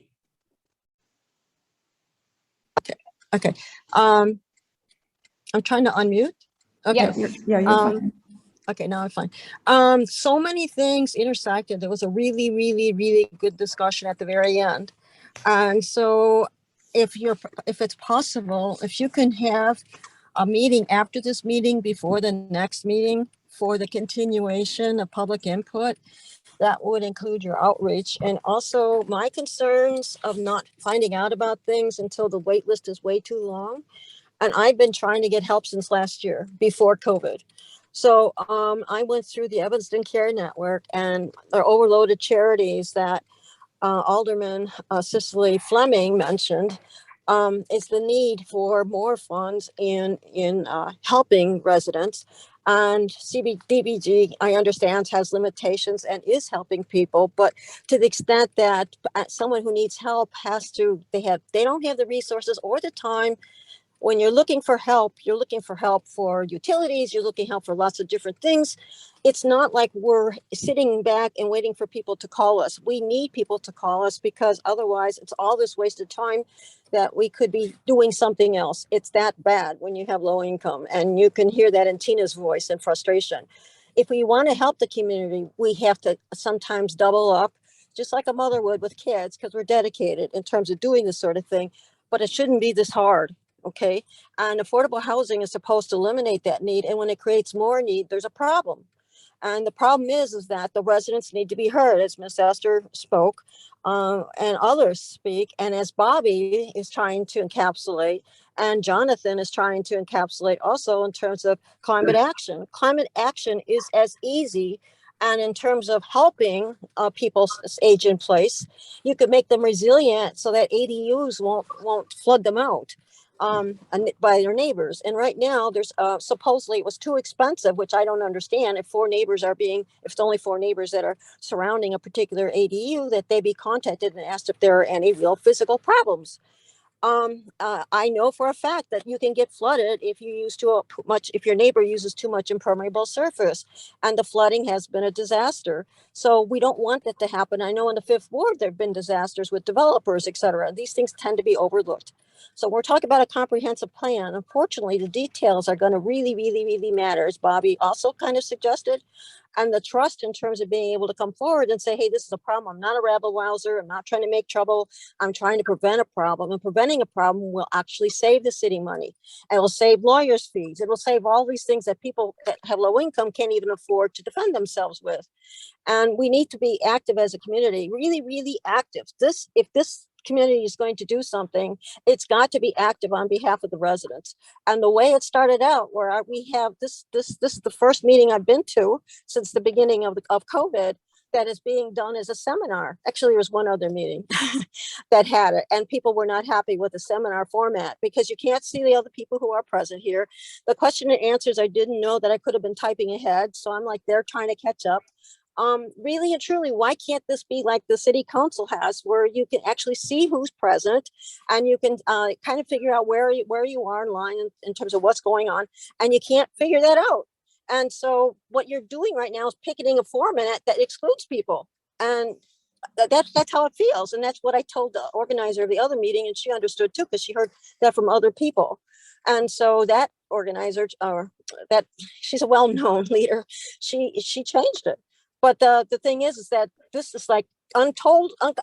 I cannot believe it, that this is kind of condensed into something that turns out to be overwhelming for you at the end, which I'm very sorry about. And it could be prevented, and everyone else would be happier too for more inclusive in our outreach. So my basic message is that. The second one is that we really, really, really have to take seniors aging in place as a positive. And until we do that, it's going to be more of the same. And it's going to be whether you're in the 5th Ward or the 7th Ward or anyone else, because the 7th Ward doesn't have those demographics. So people like me and others shouldn't exist. We do. And so demographics, I argue that it's joining forces to, round out discussions always, right? And it's true, the demographics from the very beginning. I said the demographics don't pick out the people. Doreen, can you kind of Yes, so the thing is allow more people to speak, encourage them to speak, begin the meetings earlier or allow for them longer, have public comment in terms of have this meeting as the format that the city council does, the Zoom meeting, not this exclusionary kind of thing where I can't see who else is in the meeting, even to know that so-and-so is there that I know, blah, blah, blah. I can't see anything. The format is dictated by the fact that we are there's nothing we can do about that because we're not meeting in the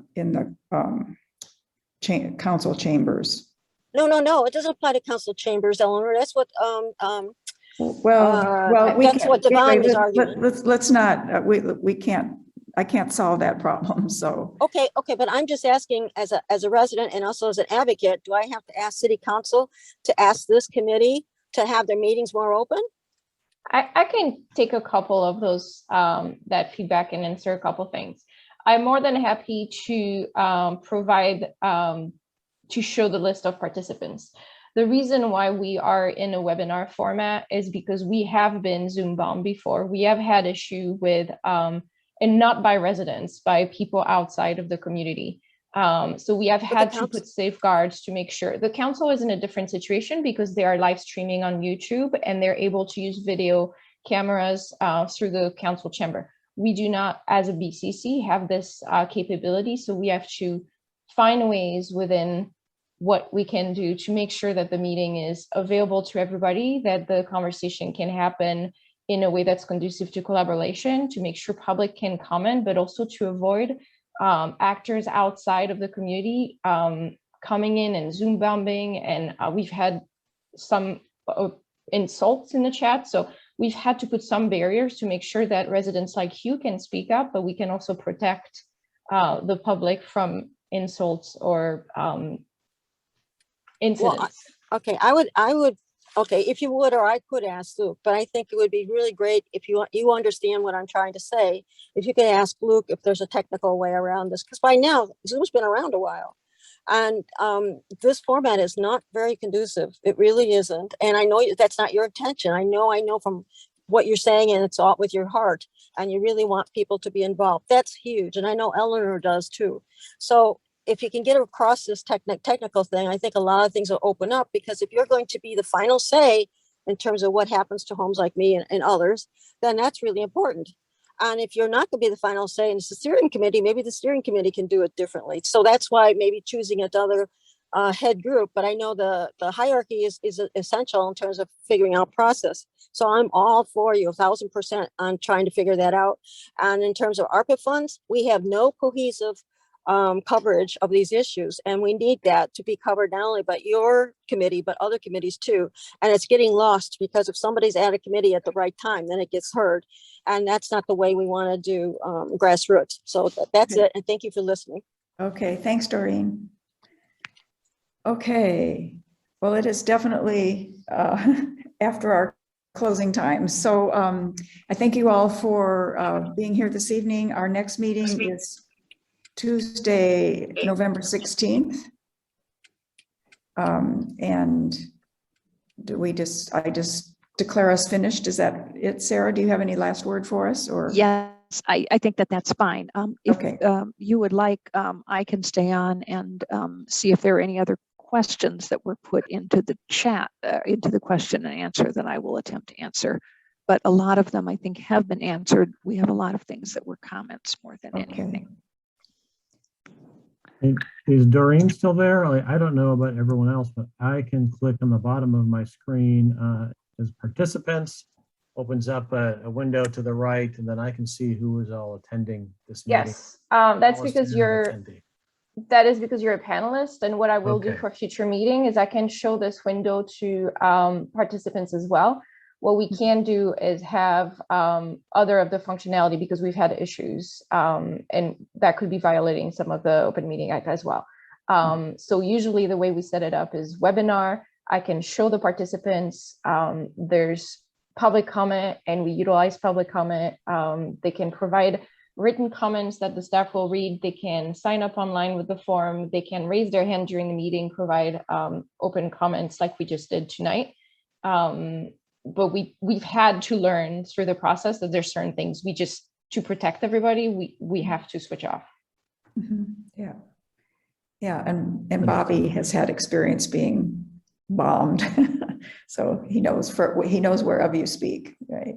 Okay, well, thank you very much, everybody, and Sarah's going to send us the link to the Minneapolis plan, which I think will keep us busy for a little while, and look forward to seeing you all next month.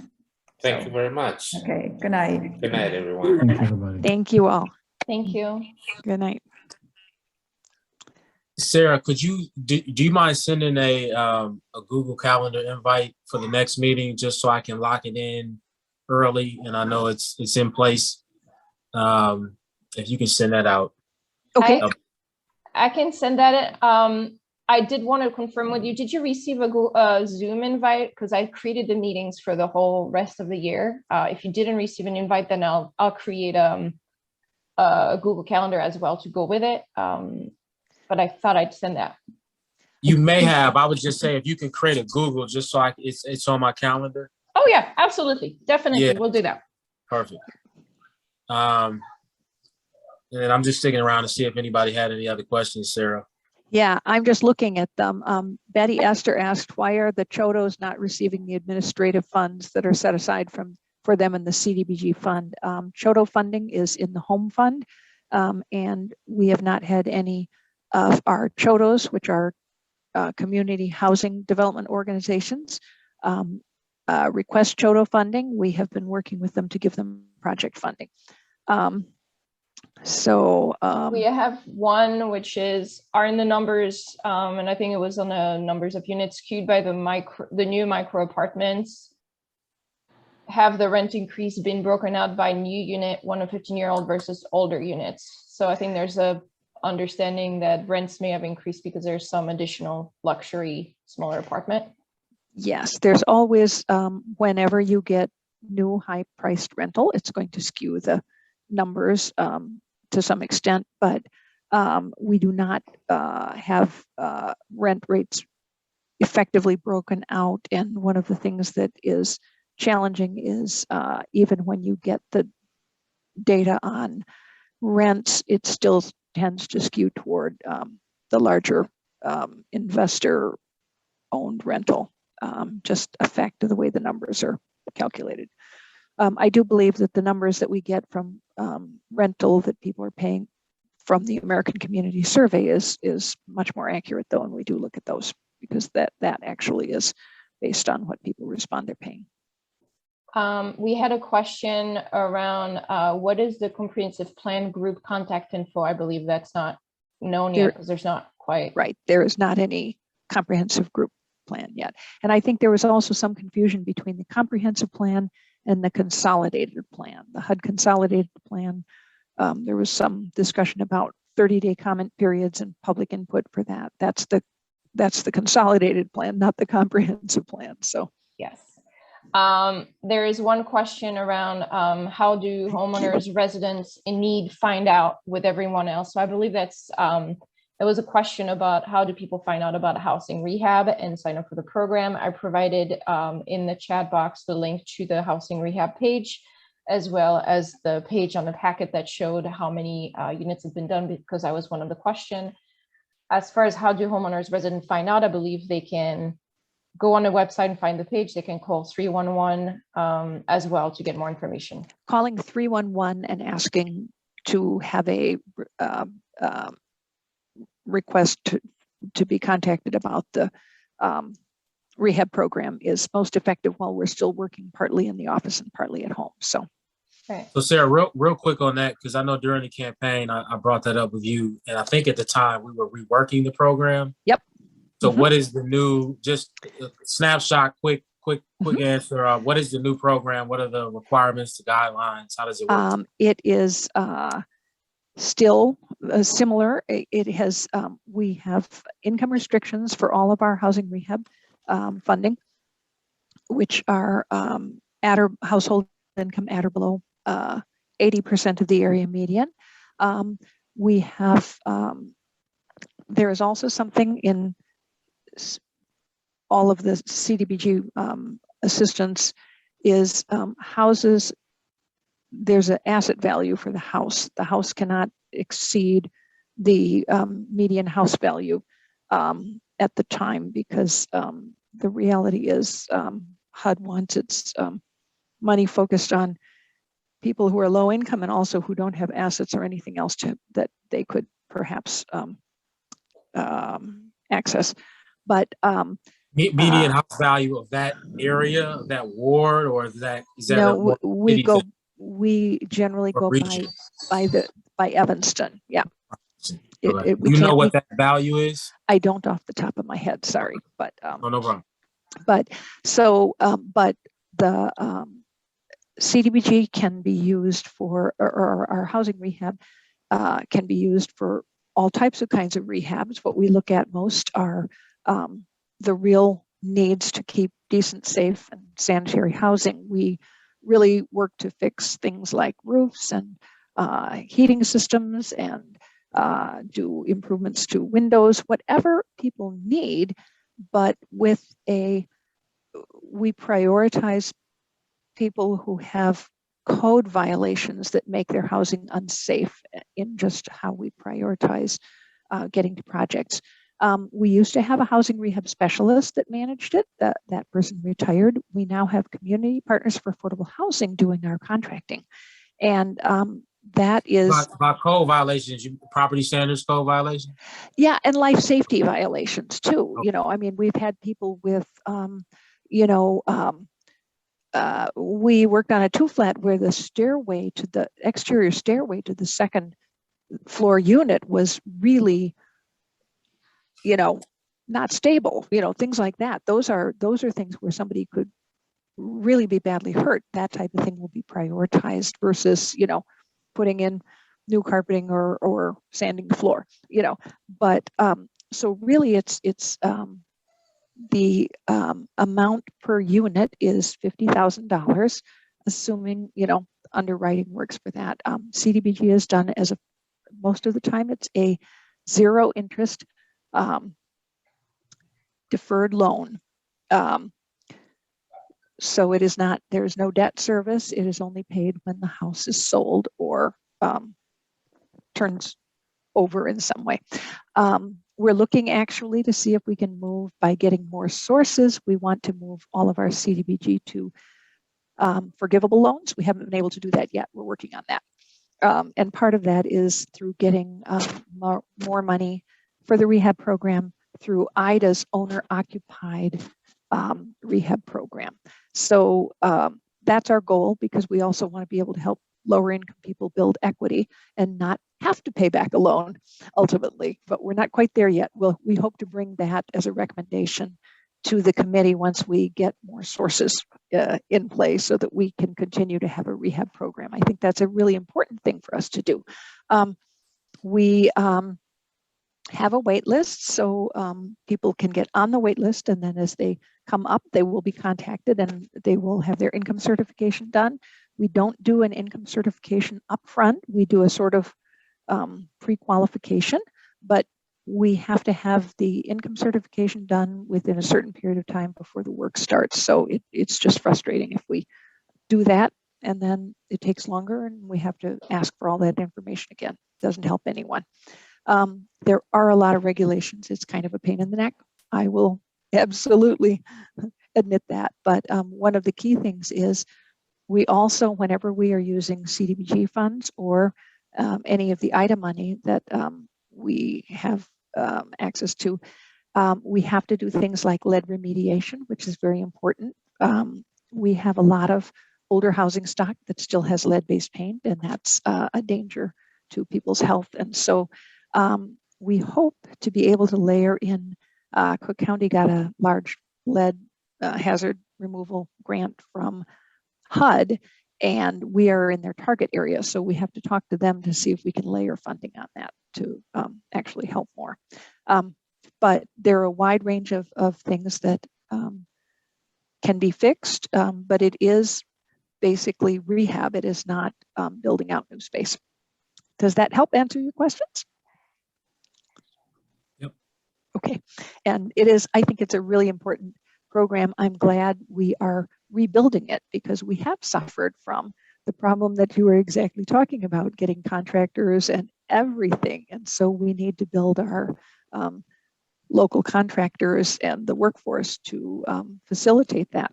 You actually just reminded me. So I remember, I think I recall in one of our conversations that we were thinking about partnering with SEPA to run a workforce type program. I brought that to Rob Anthony, and he didn't know what I was referring to. So I don't know if you had a chance to reach out to him yet. But not in detail. I okay. think we need to talk with Rebuilding Warehouse and okay.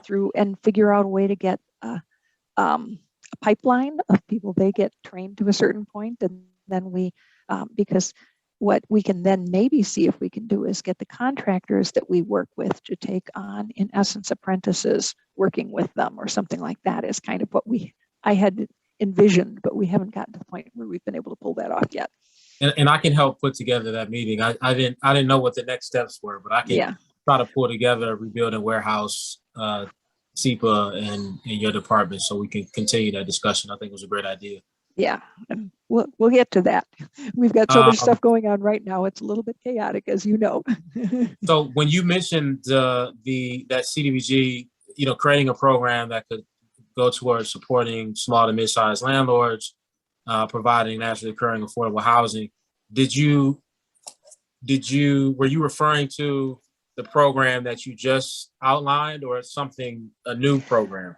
I think it's going to be a more effective version of the existing program, because actually we do not limit our housing rehab to owner-occupied housing, but I think we need to find a bit more about how we can help landlords like Tina and Carlos and other landlords. Sarah Diggs I've talked with already, and I think that I honestly think it would be useful for us to actually meet with them, whether it's formally as a working group or just as a small group that we get together and hear them. I think they need to be heard. Yep. Yeah. And I think that that's something that November is going to be a really busy month, but I'm hoping we can get to that in, December, January or something like that and really start, because one of the things I'm really concerned about is historically, there was a tendency to try to over-restrict the income requirements and stuff of small buildings. And I think that makes it very difficult because in some cases they won't cash flow. At one point we had a program that was being developed that was going to be Affordable Housing Fund, and it was going to then, we had well-meaning input that the landlords themselves should be low income, and then all the units should be restricted at 60% of area median or below. And the problem with when you do that is you can make it so a building won't cash flow. And we can't do that to people. So we're doing more harm than good. So I want to make sure that anything we do does good and not harm. and there are questions that because of all the lead-based paint requirements and things like that that come with CDBG funding, I don't know a single community that gives loans to people or gives money directly to people to do their own contracting, because of the federal requirements are really, really stringent. And that is one of the things where the requirements sometimes hurt more than they help. But we have to make sure that we are going to create something that will work for the landlords, because they're used to maintaining their own properties, and working with a contractor management person is something we've got to figure out if that'll work, or if we have to look at other sources of funding. There are a lot of details that I think really we just need to be sensitive to and make sure that we talk to people before we start saying, this is what we should do. I can come up with great solutions, but it may not be a good solution for the person I'm trying to help. It's not a good solution. Right. And I only brought that up because there was a mention of doing just that. And so I wanted to reassure, our audience, our community members that is the plan. That is the exact plan, is to reach out to them first and work with them before we develop a program. Mary, were there any other questions that Sarah could? Not so much questions. We have a few suggestions that I need to mention because they were in a Q&A. So one suggestion was, shouldn't all the separate committees Betty Esther enumerated during her public comment feed directly into the Health and Human Services or the Affordable Housing Plan Steering Committee that succeeded in outreach? That's an ongoing challenge. We tend to have more committees and commissions sometimes than we can keep track of, but And then the last comment is we had another participant that agreed that it would be nice to see who is there as first participants. So I'll make sure the next meetings show that window for everybody. Thank you. And because I see Ms. Esther still on, I wanted to say, I asked a question to Sarah, and around CDBG allocations and by consolidated plan goals between 2015 and 2019. As Sarah said, I think you said that or that CDBG cannot be used to construct new affordable housing under, there are Right. exceptions, but technical in nature. But I did want to point Ms. Esther to the packet. I think it's page 13 of 31, where there is a breakdown of how funds have been used. One of the categories is affordable housing goals and affordable housing totals. While it's not towards the construction of new affordable housing, which I think there's some restrictions around how if CDBG funds can be used in that way, but there's some other information here that you may find interesting. So I just wanted to direct her to that page in the packet because it was a question that I had as well. Thank you for doing that. Yeah. Thank you. That was page 17, I believe, the chart. It's a 17, okay. Yeah, I do want to mention there's a question that came up that I just answered and typed. Someone asked why the name of the people that receive money for home repairs, housing rehab is not public. And I shared that due to federal requirement and privacy issues, and because the household recipients are usually low-income household, this is not information that can be publicly shared. And that is absolutely true. We are supposed to protect the personally identifiable information of all direct recipients of assistance. And that is the end of our questions. Great, thanks you both for I will give extra innings. I'll give a real quick thing on when we can do new housing creation with CDBG. And it is only when there is an organization called a Community Business Development Corporation, a CBDO. And we don't have any CBDOs right now. There is a possibility that we could. Can you say one more time what that stands for? Community Business Development Corporation. Yeah, I'll send you more information. Okay. So that's really the key thing. CDBG was not perceived to be a developing new housing. There are some ways it can contribute. It can contribute by doing infrastructure related to new housing developments. But, most of the housing development of new affordable housing is home and the low-income housing tax credit program. Those are the primary sources. So, all right. Thank you. And thank you, Councilmember Burns, for hanging in here and helping us get through all the other questions to try to make sure that people get information. I really appreciate that. Thank you. All right. I think we can close the webinar. I think so. All right. Thanks so much. Good night, everyone. Good night, everyone. Thank you.